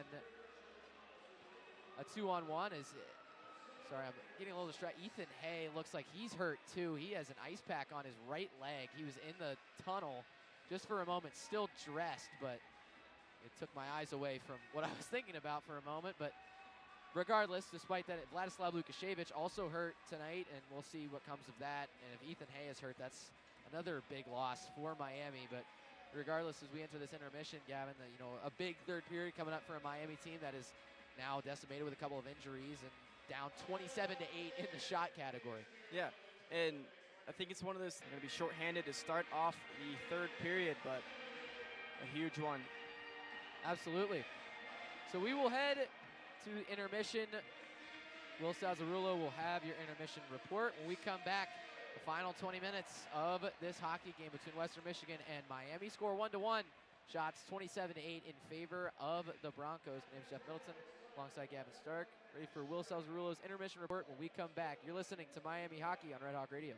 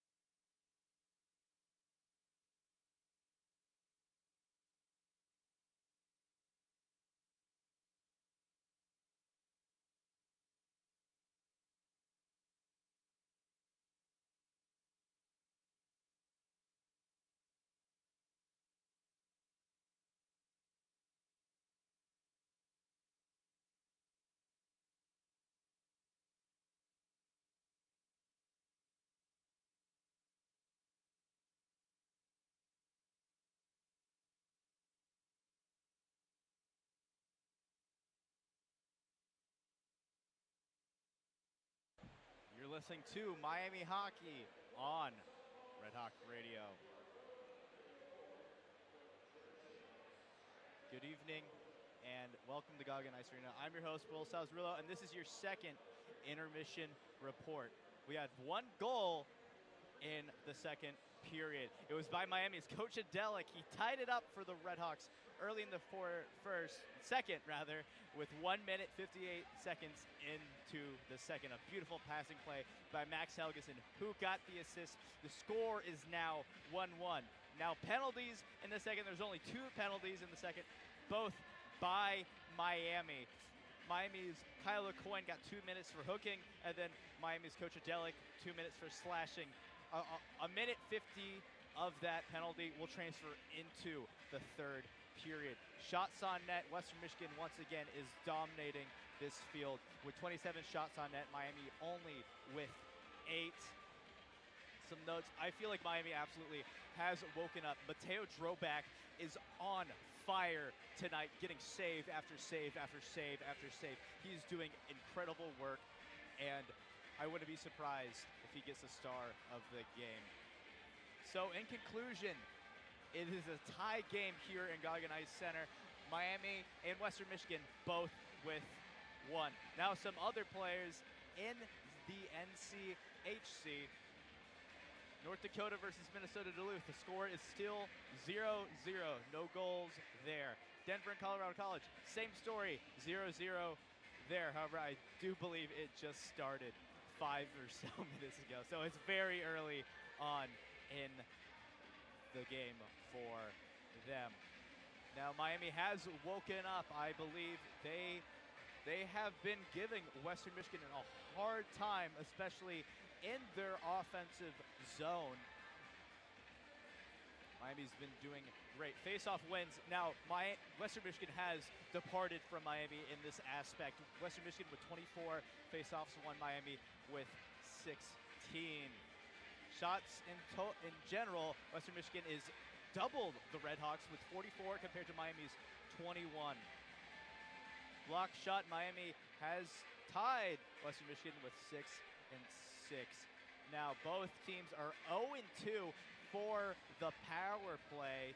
Now Western Michigan does still have a minute 50 to capitalize, so we'll see where that goes from there. But that's about all the time we have for the second intermission report. I've been Will Salzarulo. Stay tuned for Puck Drop for this third period with coverage live here on Red Hawk Radio by Jeff Middleton and Gavin Stark. I've been Will Salzarulo. Stay tuned. You're listening to Miami Hockey on Red Hawk Radio.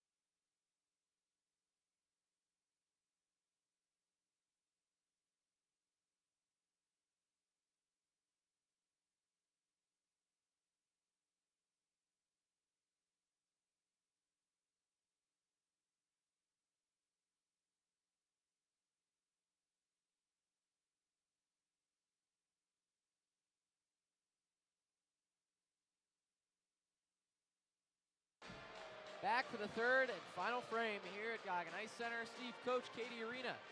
Jeff Middleton alongside Gavin Stark. And Gavin, last period, the RedHawks only had 3 shots to Western Michigan's 11. And they enter this period on the penalty kill, but the score is 1-1. And if you're Miami, no reason not to take that. Obviously, you'd like to have more shots and more chances at Slakinski, but you have to convert on really the best chance you had all period. And now the score is 1-1 going into the final frame against the reigning national champions. Yeah, and what an opportunity. Inside of a sold-out Gavin Ice Center, you get an opportunity to knock off the reigning champs, like you said. A good third period here, and we could be celebrating up here inside of Oxford, Ohio tonight. And we kind of talked about it off air. If this team can compete in this one and find themselves with an opportunity now in the third period, that's exactly what they've done. They've done it in a different way than we expected, but here they are, an opportunity nonetheless. 100%. Hard to argue with that. Shots are 27-8 in total. Miami goes to the penalty kill immediately. 1:50 remaining on the penalty to Koshadelic for slashing. The first unit out there for Anthony Noreen and assistant coach Lionel Moran, Leo Moran, who heads the penalty kill unit, is Ilya Morozov and Bradley Walker. The forwards is Kyle Aucoin and Michael Phelan. And the blue line as the 2 linesmen, Eric Frank and Brian Korkoff, help to aid a little bit of the ice. I guess there was a divot or a dent or something on the Miami blue line, but regardless, that problem is fixed. Western Michigan on the power play. As the puck is down, we are underway. Miami moving right to left. Western Michigan moving left to right. Miami wins the faceoff. Kyle Aucoin behind his own net. He sends that one all the way down to start this period. For Western Michigan, it's Bookman, Cowan, Michaels, Whitelaw, and Hakkarainen to start. Hakkarainen now has the puck. We'll just flutter that one in front. William Whitelaw gives chase, and Michaels pokes it out of the far corner scrum, plays it up for Bookman, now cross ice near side for Cowan. Cowan plays it middle for Michaels, who's taken down by Morozov, and here comes Morozov with the puck. He's just gonna hold on to it, give it off to Aucoin, and Aucoin will just send it down deep. David Deputy there to chase, and Slakinski plays it to the corner. Deputy was there though, anticipated the play, and now he's 1-on-3, pinning it below the net of Western Michigan. Deputy early on served a 10-minute misconduct. Back on the ice in the middle of that second period, and you could tell his legs were fresh. He was moving extremely fast, faster than he already does. He's probably the fastest guy on this Miami team, and that puck was deflected by a Miami stick. I believe that was McEwen out of play, and there will be a neutral zone face-off with 18:54 remaining in this third period and 44 seconds remaining on this Miami penalty. And how about the hit on the other end from Ilya Morozov just moments ago, too? I mean, that's huge for this power play right now that Western Michigan has. RedHawks looking to fend it off. 44 seconds left on it. Can they defeat yet another power play? So again, Miami just looking over at their bench, a little short on guys. Vladislav Lukashevich out, went to the bench, nursing his left arm, is not on the bench. And I don't see Ethan Hay either, who was hopping on one leg with an ice pack on his left. So we get updates on those two guys after this game. But for now, Miami focused on winning this game without him. As Grant Slakinski moves across the blue line, gives it off far for Ty Hendricks, who fans on his first pass. Now it's Valenti, fires, that one's off the crossbar. Another break for Miami as Valenti was wide open on this near side. A nice pass there as the penalty ends for Miami. Delic coming in late, and that one's shot saved by Droback. It trickles in. The shot from Sholin from the center point trickles by Mateo Droback, who made the initial save but didn't know where it was. And now it's 2-1 Western Michigan just as the power play ends, so it will not count as a power play goal. But regardless, Western Michigan takes a 2-1 lead. Yep. And they get a goal within the first 2 minutes of the period. Just a killer, because you kill the penalty kill right there. And it feels like you're going to survive another one, and then one sneaks into the back of the net for Western Michigan. They've had so many opportunities, so many shots, and there goes another one. Yeah, and it feels like kind of like that was coming. Yeah. As Valente hit the crossbar, there was another crossbar as we get another break here. Zachariah Wisdom backhands that one wide.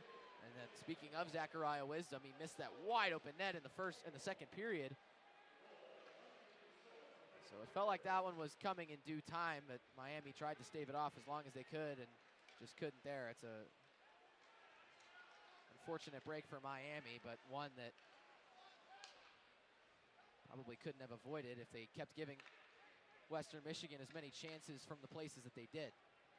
Now looking to tie this game back up as Phelan sends it up the boards for Helgeson. Helgeson now has it in the offensive zone. Backhand pass it to Giampa. Giampa makes the move towards the middle, but that puck is poked away by Western Michigan, and they come the other way. It's Sidlowski. Sidlowski, a goal scorer for Western Michigan, and Thompson lays a hit after the whistle, but it was called offside. Sidlowski asking why that's not a penalty, but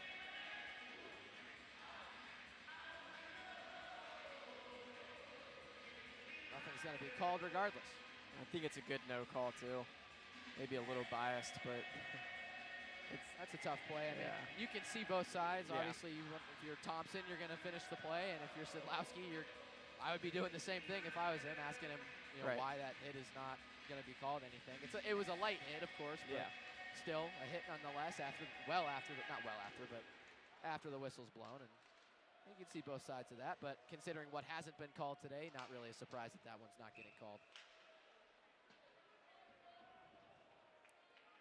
So Miami ices the puck off the center ice draw. So they will head to the defensive zone with exactly 17 minutes in the third period. Western Michigan up 2-1. After the goal by Sam Sholin with assist to William Whitelaw. That's Scholin's 5th goal of the year, 12th of his career, and Whitelaw's 11th assist on the season. And now with the goal, it's not one of those things where it's just wait until it's your opportunity to score and find the back of the net for the RedHawks. Now it's you got to go, and it's not really one of those things where you can just hang on. Absolutely, and for Anthony Noreen, you always want to be playing with a kind of emphasis on pressure and playing fast and smart, but Western Michigan has really done a good job of kind of preventing the RedHawks from doing anything of the sort so far tonight. As Ryan Smith and Mateo Giampa get tangled up. Giampa now slow to go to the bench. He's hurt. Looks like his right wrist is bothering him. And again, another player from Miami that goes to the bench in pain. Hopefully it's all right.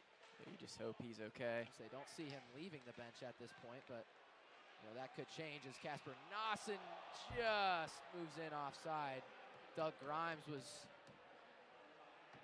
trying to get on, but Casper Nossen using his wheels just mistimed it, and instead there will be a neutral zone face-off. It's been physical since the puck drop in this one, and so far the RedHawks taking some damage in this one, but so Owen Michaels and Bradley Walker will take the draw, and Walker wins it against the Broncos captain. Phelan shoots that one in deep, it rims around. Doug Grimes is there, but Sholin gets there first.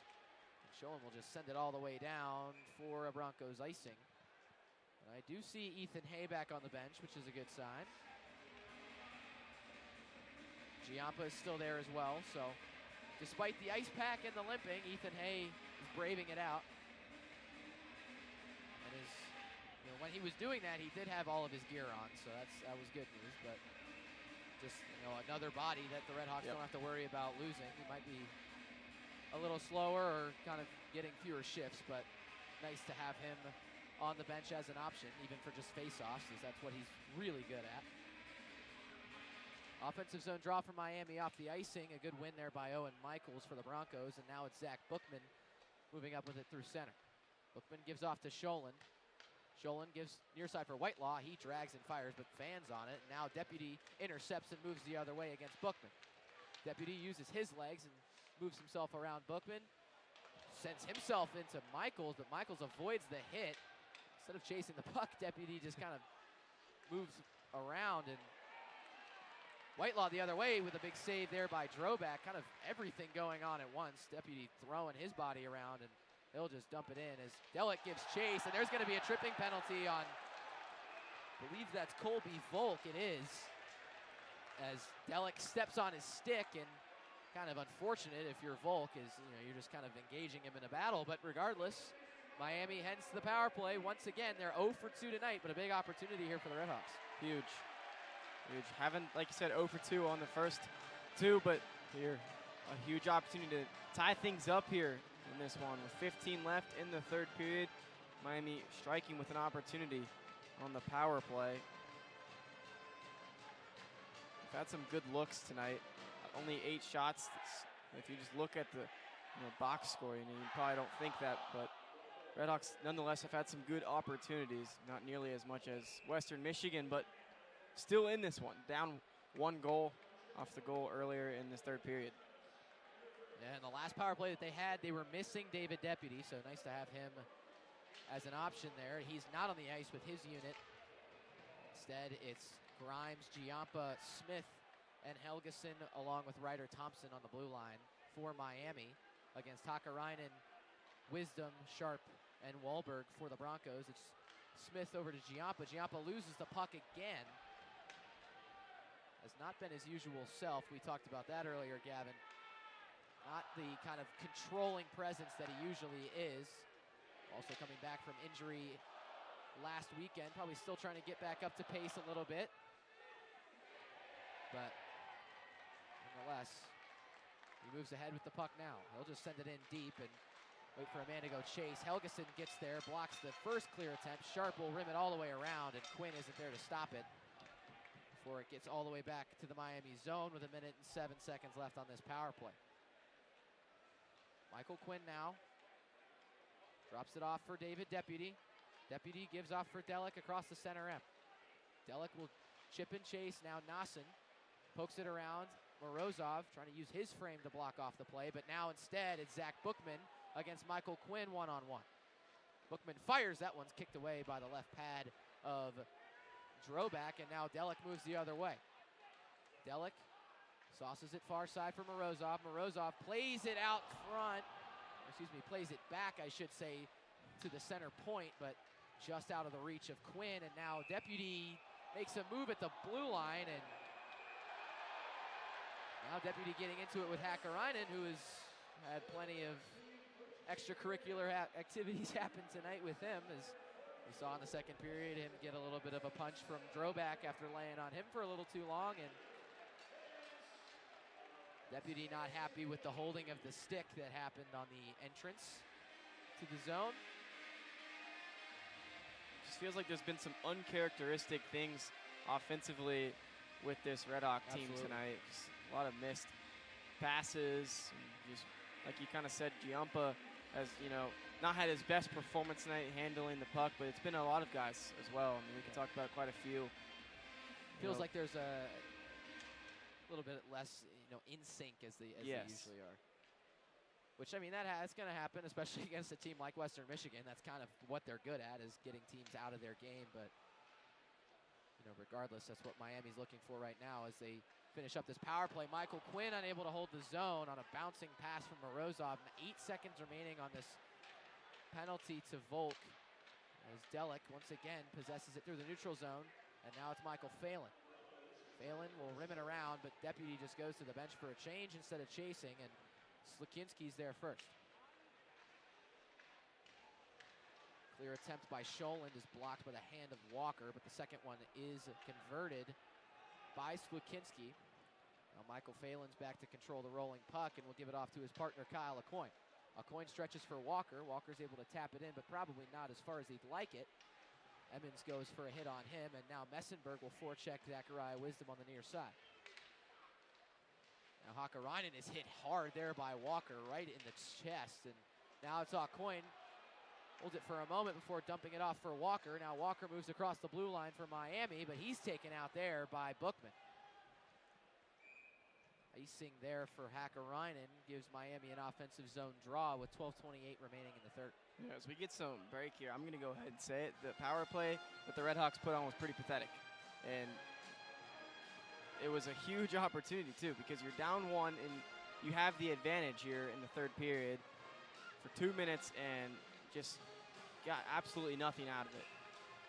And Western Michigan's penalty kill has been fantastic this year, 82.8% kill percentage. Very, very strong, but for a team that prides itself on defense and not really letting any players in with the puck without a fight, I mean, they showed on their penalty kill why they're so good at it. Obviously, Miami's offense was not nearly as, I guess, threatening as they probably would have liked for themselves, not even focusing on Western Michigan, but the shots that they're getting was not nearly the kind of quality that they needed, but not up to par for the RedHawks on that power play. Hard to disagree there. Especially, even trying to get shots, even if you can't get clean ones in the slot or major opportunities, anything on net will help, and Miami just has not been able to do that all game, regardless of if it's on special teams or at even strength. As the battle ensues in the near corner of the Miami offensive zone, Doug Grimes comes out with the puck, plays cross ice for Quinn. Quinn holds, plays that one off the end wall. That one bounces off the wall and into the front, where there's a handful of bodies there, but another fan by Ryan Smith and a couple of other, this is Max Helgeson in front as well. It's the bouncing puck, unable to control it. Kind of been the story of the game for the RedHawks. And a good dump in by Western Michigan as Quinn will stretch for Delic. Delic taps that one backhand in. Slokinski out to play it, and a good outlet there to Henricks. Henricks fans on the first pass and will just move it up by himself. Tries to make a move around Phelan, and now it's Giampa the other way. Giampa plays off for Deputy. He will just backhand, no look it. Slokinski once again out of his net to play it. Now Deputy is tripped up. There's going to be another penalty on Western Michigan. Another tripping call on Western Michigan. William Whitelaw is going to head to the box for the second time tonight, and after a pretty poor power play for the third time tonight, Miami once again getting the opportunity after this media timeout to tie this game, but we will see after, like I said, this media timeout. 10:54 remaining in the third period. Score is 2-1 Western Michigan. Shots are 30-8 in favor of the visitors. Miami looking to kind of regain control after the break. You're listening to Miami Hockey on Red Hawk Radio.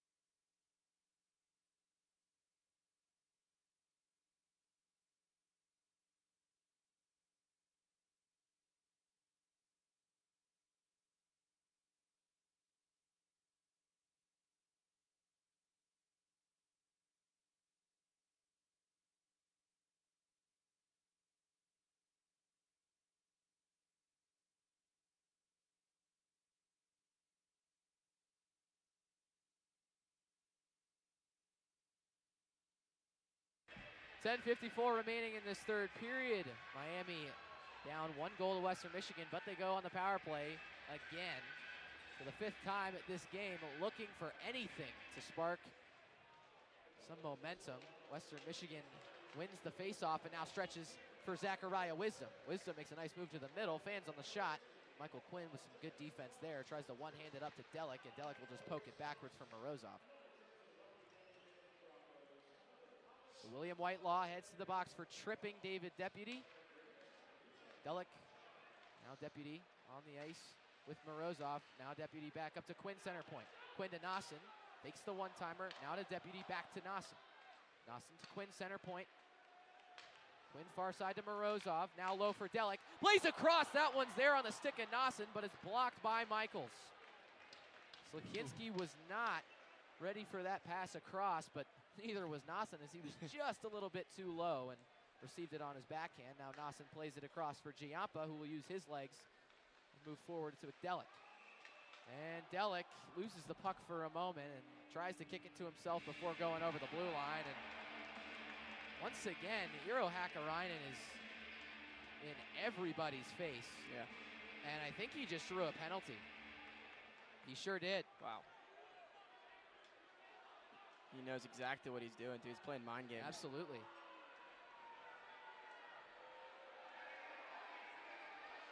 Yeah, Coach Adelik is going to go to the box for cross-checking. I want to see what Hakkarainen did before that. As Delic entered offside, it was after the whistle. Delic entered offside. Hakkarainen was the one that kind of disrupted the play.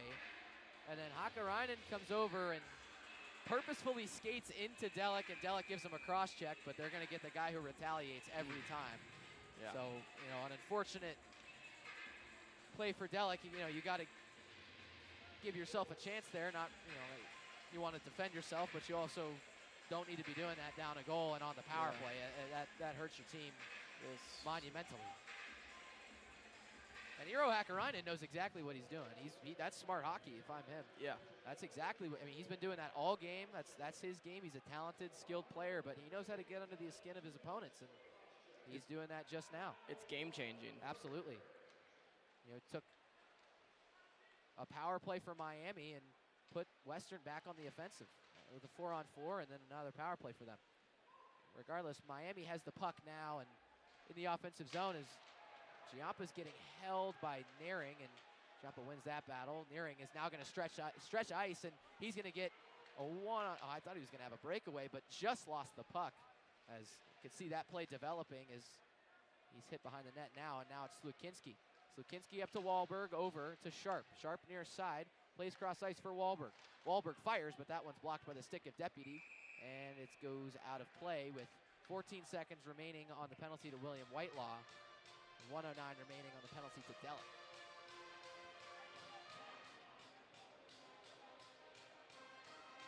Nine minutes left in this one, and I felt like the RedHawks had such a big opportunity with the power play, and then the penalty on Delic.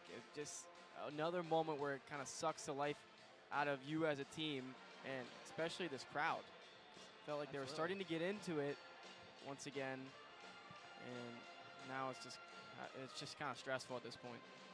Yeah, I mean, you get the reigning national champions in here, a very talented team, and they don't give up a lot of goals. And when they do, it's really, I mean, their entire game is centered upon building back that momentum. As now Cowan fires that one right into the chest of Droback. His faceoff was won by Western Michigan, and now it's a 2-on-1 the other way. It's McEwen. McEwen plays cross ice for Deputy, scores!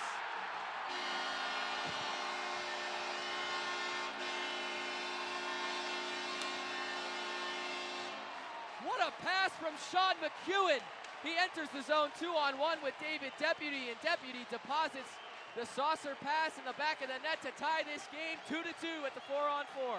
He had 5 goals in January, the rookie of the month in the NCHC, and he's brought it into February. A huge goal from David Deputy, and we're knotted up at 2 with 8:55 left in the third. After a big chance from Cowan in front, Mateo Droback makes a huge save, and the play continues on.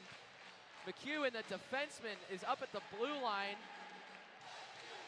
Almost thought he was going to get tangled up with the linesman, but made a fantastic pass across the ice, and the one-timer was put in by Deputy. Wow. Regardless, now Western Michigan heads back to the power play as it's Cowan across for Bookman. Bookman far side in the offensive zone. Now Cowan near side with a great pass. Cowan plays it back for Bookman. 32 seconds remaining on the Miami penalty to Delic. Now it's Bookman, holds center point. Far side for William Whitelaw. Whitelaw uses his legs, brings it middle. Whitelaw fires that one, fans on it, loses the puck for a moment, but regains and plays it up to the near point for Bookman. Bookman plays cross ice, and now it's McEwen once again. McEwen on a 2-on-1 with Emmons. McEwen holds. He plays it across, but good defense there by Bookman. On another chance as the puck moves out to the middle, Messenberg fires, that one's blocked. Now it's Aucoin. He plays it to the half wall. 2 Miami players going to get a change. Now Messenberg forechecking as we return to even strength. Delic is back on the ice. 7:52 remaining in this third period. A huge goal from David Deputy to tie this game. And here comes the crowd as well. They are alive inside Goggin. An icing from Western Michigan gets this crowd on their feet. And we are set for an exciting last 7 minutes and 42 seconds. Doesn't get much better than this one, Jeff. I mean, absolutely not. Brilliant. This team continues to fight. They've shown it all season, and now they fought in this one. And with 7 minutes and 42 seconds left, they have an opportunity to knock off number 4 in the country, the reigning champs, Western Michigan. Can they do it? Stick around and find out. Absolutely right. And regardless of the result of this game, you know, hard to sit here and not be pleased with the kind of resilience of this team. Yeah. Obviously, you don't want to come out with an effort that shows you only 10 shots with 7.5 minutes remaining in the third period, but the resilience has certainly been there, something that Miami fans are going to have to get used to, and I'm sure they're happy about that. Western Michigan maintains the offensive zone after the icing and winning the faceoff as Naring plays it to the middle for Valente. Valente holds for a second, and now it's Nassen, makes a nice toe drag move, but loses the puck as he goes over the Miami blue line. Now Grimes holds against the wall. Puck is poked by Valente, but it ends up on the stick of Aucoin, and now Deputy, who scored his 12th goal of the game, on a nice pass by Sean McHugh, and Grimes with a big hit. He absolutely hammers the Western Michigan defenseman Zach Sharp below the goal line, and now he has the puck below it. That one was lined up from in front of the net. Whew. And we're going to get a penalty here. Grimes is talking his talk to Zach Sharp. He is riling up the crowd. He's waving to everybody, showing that Miami logo.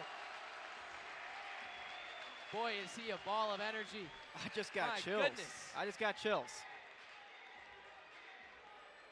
Zach Sharp, 6'2", 195 pounds. Doug Grimes, 6'4", 215 pounds of muscle. Laid right in to the defenseman, and after that whistle, boy, Grimes was fired up. We've seen that multiple times after goals, after hits, grabbing that Miami jersey, waving to the crowd to get on their feet and give this Miami team some momentum, as Western Michigan, not going to try and let that happen, as now it's Sharp again. He takes the puck over, but it's offside.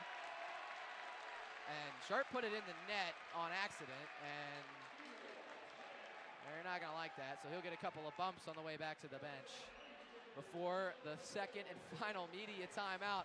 My goodness, what a couple of sequences for Miami and Western Michigan. Lots happening here at Goggin Ice Center, Steve Coach Cady Arena. An exciting final 6.5 minutes remaining. Stick with us and see what happens here at Goggin Ice Center when we return from the media timeout. You're listening to Miami Hockey on Red Hawk Radio.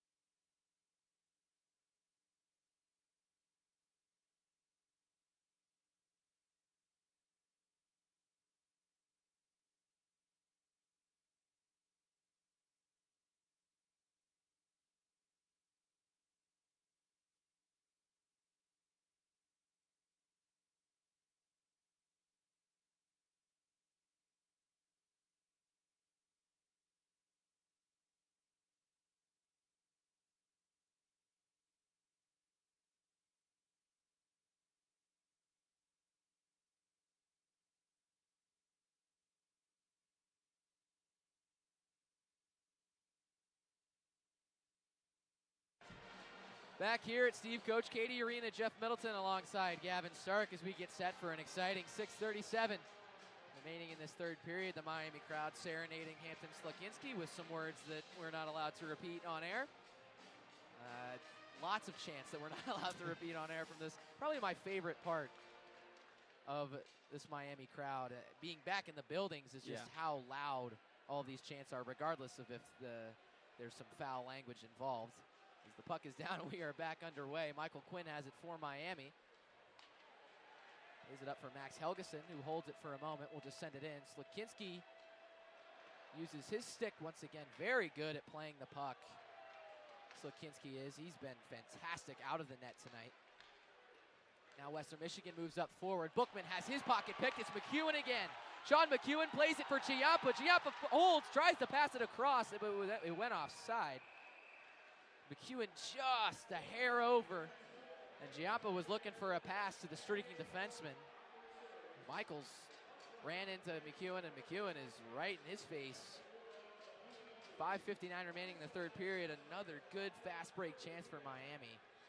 Nothing coming of it, but certainly making things interesting. Yeah, and there's a recipe to upsets in sports, and it starts with making the other team, start to think maybe we could lose this game, and that's exactly what Miami's doing right now to Western Michigan.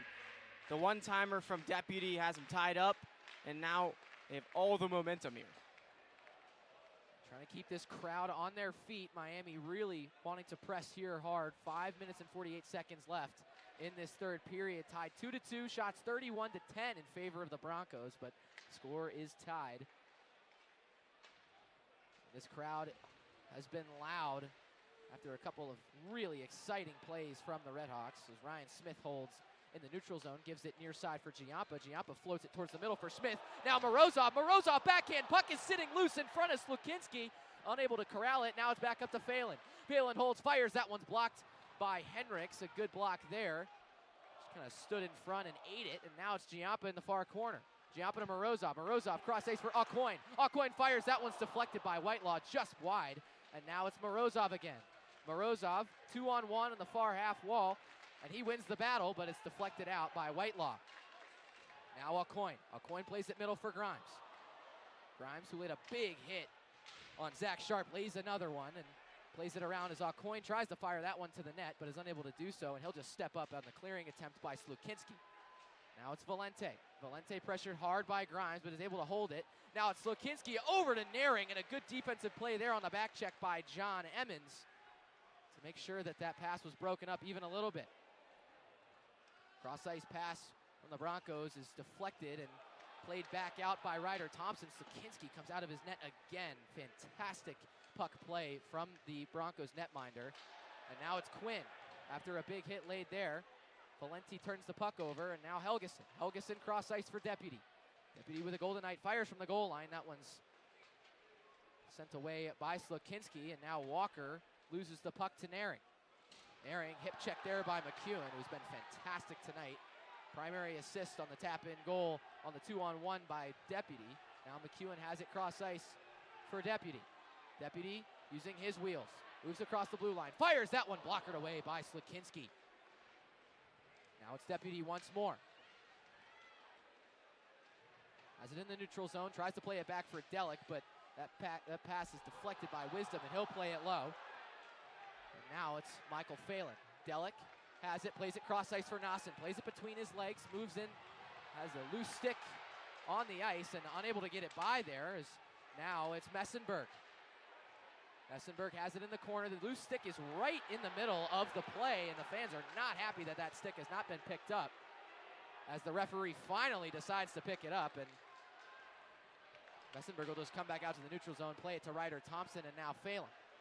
The stick was like an extra defender there. Yeah, absolutely, and that's obviously why the Miami crowd was very frustrated, as the referee could have picked it up but didn't, and now Grimes plays center point for Thompson. Thompson fires, that one is gloved easily by Slukinski. 2:54 remaining in this third period. I love the look from Thompson, though. Just firing at the net, creating an opportunity for this Red Hawk team.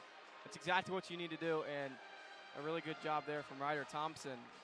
This team, all the momentum right now. It feels like this is the first time the Red Hawks have played with some momentum in this game, and what better time than with 3 minutes left in this one. Absolutely. It honestly feels like the first time that they've had the puck for a long period of time, and the shots are still 31-14, but clearly the gap is closing as of this point. And right. Western Michigan is so good that they can turn that around in approximately 5 seconds. And But when the game's tied, it just matters how you do it from here on out. absolutely. A big face-off win by Morozov. Giampa has that shot deflected, and it's sent wide. But holding the zone is Smith, and Morozov goes in on the forecheck, but a nice move by Zach Sharp. Able to get rid of the puck, and he's going to send it all the way down. No icing as Whitelaw is going to beat that out. Good play there by McEwen to body him off the puck, and now it's Morozov again as Ryan Smith gives chase. A really good defensive play there by Volk for the Broncos, and now it's Giampa. Giampa has his head down, but he just avoids a big hit from Volk, and Smith tries to find the open man across ice, but unable to do so. Now it's Aucoin with 2:15 left. 2-2 is our score. Miami and Western Michigan, number 4 in the country. Bradley Walker plays it cross ice, hits a weird stanchion, or a weird part of the boards, and bounces away from Emmons, who was unable to get there. He was going to get there first, but had it not hit the boards in a weird way, then it would have been fine. And Miami maintains possession, though, as Aucoin tries to get the puck through again. Bradley Walker spins and fires. That one's blocked again, and Aucoin's just going to play it low for Emmons. Emmons is held there by Sharp, but he's able to pin the puck against the boards, I should say, as the Miami RedHawks get a change. Now Walker up to Thompson. Thompson fires that one off the end wall. Slakinski couldn't see it. Now it's Emmons. Emmons up to Thompson, center point. Thompson fires, that one's blocked, loose in front. Emmons fires, that one's just wide of the wide open cage. Slakinski just out of position, and it was just wide of the glove side. Fires that one, Quinn from the far side. It's Thompson now. Thompson plays low for Helgeson. 1:13 remaining in the third period. This game's tied 2-2. Now it's Helgeson up. Thompson near side. Over to Quinn far side. Deflected, save, loose puck. It's sitting in the crease, and Slakinski pounces on it with 1:04 remaining. You want to know why Zaklinski's one of the best in the country and labeled as that right there? What a job by Zaklinski. Woo! Strap in. We got a minute left, and we're tied. Yeah, fantastic awareness by Slakinski to just lay back on that puck. It went through the blocker side. Honestly, a little bit reminding of Mateo Drobak's second goal that he let up, as it came through his blocker side and just trickled in. Slakinski saw that happen and said, no thanks, not on my watch. And with 1:04 left remaining in this third period, Miami pushing, fighting for every single opportunity that they've had so far in this third period. Morozov, Smith, and Giampa out with McEwen and Quinn looking for the go-ahead goal with 1:02 left, but don't count out these Broncos, as like Anthony Noreen said, it's hard to believe that they're not the best team in the country. Despite their number 4 ranking, there's a reason why they were national champions last year. Yeah, and I kind of said it all week to people talking about this game, you know. Number 4 in the country, but this team can very well win another national championship this year. Absolutely. And they get to come into Goggin, Coach Cady Arena, and the Redhawks look at an opportunity right here to pull off the upset. Can they do it? 58.4 on the clock. Crowd standing here at Goggin Ice Center, at least the student crowd is. Very, very good crowd here on hand for this game, as now it's Western Michigan the other way. Owen Michaels has his pocket picked by Giampa. Giampa moves in just by himself, has his pocket picked by Hakkarainen. An excellent defensive play on the back check by the Broncos center. The puck is going to be fluttered in as McEwen will move it all the way forward, as Giampa will just dump it down low. 33 seconds remaining, and Slukinski's out to play it just for a moment, leaves it off for Colby Volk. A nice move in the neutral zone by Valente. Valente moves in, fires that one, kick save by Drobak. Deputy plays it up for Walker. Walker exits the zone and tries to make a move, but is unable to do so, walled off by the big frame of Theo Wahlberg. And a good play there by Deputy. Walker's getting held by Wahlberg, not happy with it, but no call is coming. Puck is bouncing around in the Miami zone. 3 seconds remaining. Phelan's going to pin it up against the wall. And we are going to go to overtime. So after an exciting period of hockey, Miami and number 4 Western Michigan are heading to overtime here at Goggin Ice Center. Whew. Both teams will receive at least a point. We will see who gets the extra when we come back from this break in a moment. Gavin, hard to deny Miami in that period as they really pushed in that final 10 minutes. And they got rewarded with a big goal from David Deputy. Sean McEwen has been fantastic all night and had that fantastic assist on the Deputy goal, but hard to deny that they needed to tie that game, and obviously hard to deny that Western Michigan should have taken the lead as well. So both teams kind of getting what they deserved in that third period. Yeah, what a period. I mean, we get more extra hockey, and I couldn't ask for anything more, especially for this Red Hawk team. They've just fought all night, and it's just kind of fitting for them to find themselves in a situation in overtime. Already earned a point in this one, but now looking to earn a victory ultimately. There's no moral victories, especially with this Anthony Noreen-led team, and they're looking for a win. I expect them to come out here and show some more fight. They've shown their resilience though all night. I couldn't have said it better myself. No moral victories for Anthony Noreen and his team, and Anthony Noreen right now is very adamant on the bench. You just, from where we're standing here, Gavin, he's waving his arms around and has the whiteboard out, and he's a very, I guess, flamboyant coach in some ways, and you can see why, as Pat Ferschweiler's very, very composed, very within himself on the Western Michigan bench. Both acceptable ways to coach, just very different. It's just been awesome what Noreen has done for this program in just a short period of time. Has themselves in a situation here at home, sold out to knock off the reigning national champs. What more can you really ask for? So we will go to 3-on-3 overtime as the crowd stands. Here we go. It'll be Mateo Giampa, Ilya Morozov, and Sean McEwen for the home RedHawks. And the threatening Owen Michaels, William Whitelaw, and Sam Scholand for the Broncos. Miami moves left to right. Broncos move right to left in this extra frame. Morozov wins the faceoff, but Eric Frank calls it back. Owen Michaels wasn't ready, and Miami crowd not happy. Obviously, 3-on-3 overtime is all about possession, and Michaels wins that one. And unfortunate. And now the Broncos have possession. It's Scholand. Scholand to Michaels near side. Michaels drops for Scholand. Scholand's pressured there by Morozov. Scholand makes a nice cut move to the front, but just fans it out to Michaels. Now back to Scholand near side of the offensive zone. Scholand pressured hard there by Morozov, but able to leave it for Whitelaw, who's pressured by McEwen. McEwen trips up Scholand, but now it's McEwen the other way.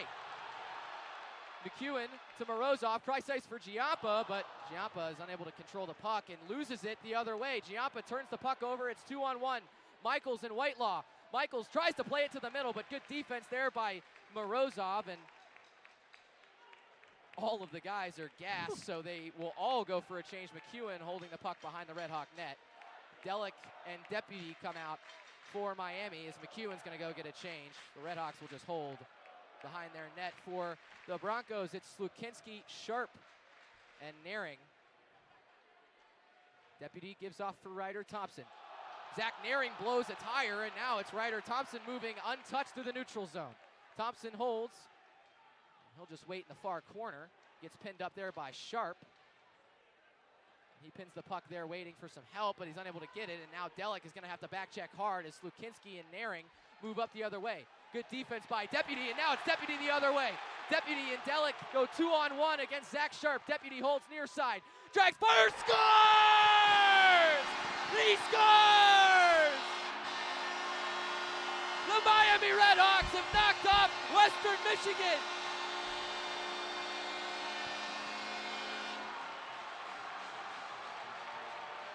David Deputy with his second goal of the game wins it for the RedHawks in overtime.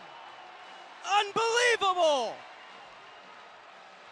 The reigning national champions come in to Oxford, Ohio and get upset on a Friday night in February.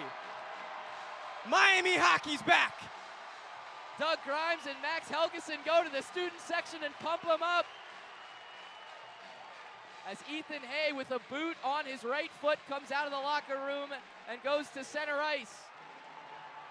What a play could have been a penalty, to be honest, on that trip by Sean McEwen, but no call coming. And David Deputy takes it the other way with Coach Shadelic and snipes on Hampton Slakinski to win it for the RedHawks against the number 4 team in the country.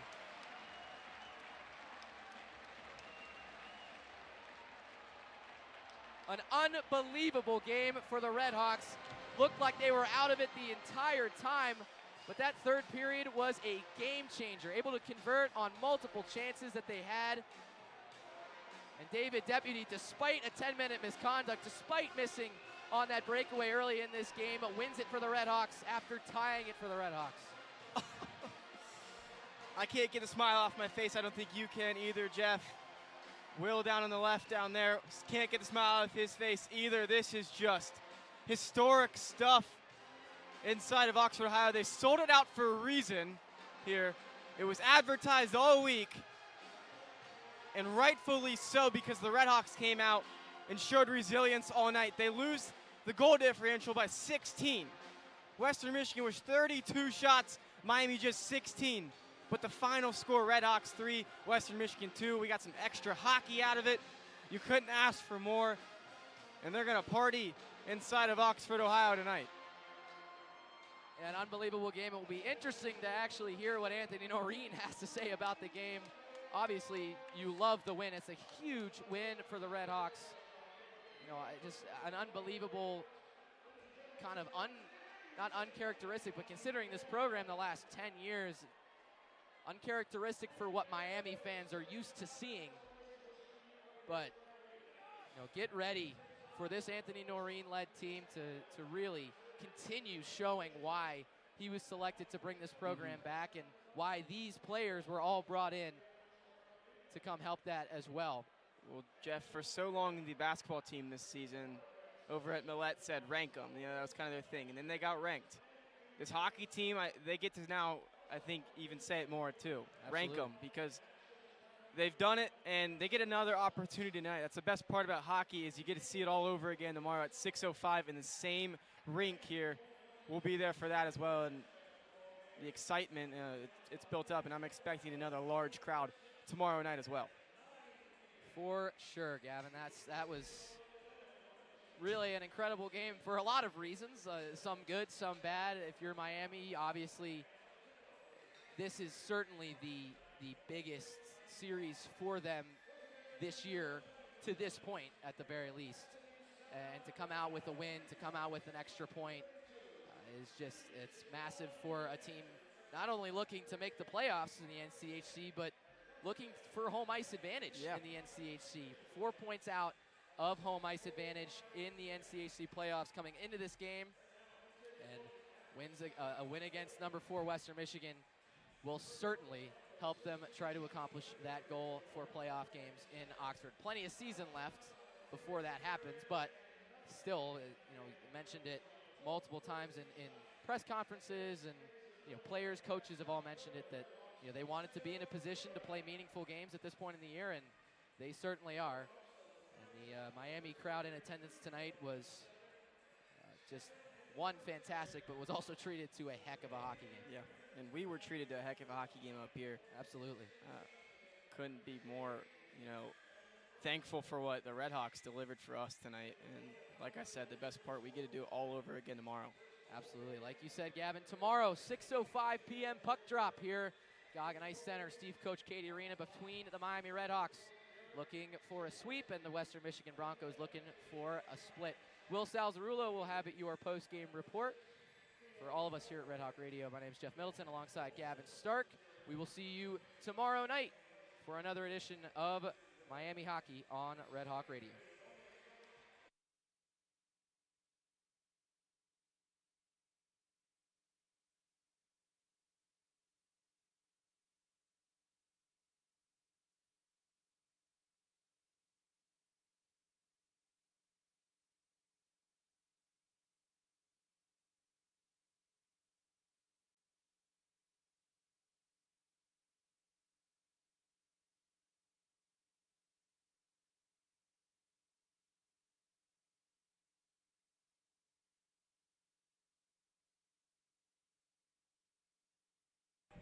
listening to Miami Hockey on Red Hawk Radio. And they did it. Miami RedHawks are coming away with a win against number 4 Western Michigan Broncos. What an upset. It went into 3-2 for overtime, and here is how it happened. Goals in the third. WMU's Samuel Skoland broke the tie early in the third, assisted by William Whitelaw, and it was an even strength goal. The score was 2-1 in favor of Western Michigan. Then Miami ties it again. A beautiful goal by David Deputy, assisted by Ilya Morozov and Sean McEwen. It was a shorthanded goal. It was 2-2. I just want to point out Doug Grimes laid a massive hit behind the goal of Western Michigan. A massive hit. I think that we should start calling him a hammer, because that was one of the hardest hits I've seen a Miami player do in a very, very long time. Shots on net. Western Michigan doubled what Miami had on shots on net. Western Michigan with 32, Miami with 16. An insane upset for the RedHawks, and David the Lawman Deputy puts it on the point board for the overtime win for the RedHawks. An unassisted goal, his 13th goal of the season. An absolutely amazing night here in Goggin. Blocked shots for tonight. Some other stats for you. Assists, Western Michigan 4, Miami 3. Shots on goal, Western Michigan with 33, Miami only with 16. Looks like they just updated that. Shots in total, Western Michigan 55, Miami 37. Penalties 4-4, and Western Michigan with faceoffs 39 wins with Miami's 23. Miami has done what no one thought possible with this incredible upset. Can they keep this rolling on a 5-game win streak? Only time will tell. Some other matchups in the NCHC. St. Cloud at Arizona State. That game has not started yet. Colorado College is at number 9th seed Denver. It is a scoreless game. And number 3 North Dakota at Minnesota Duluth, number 10. It's tipping in favor of the Bulldogs, 2-0.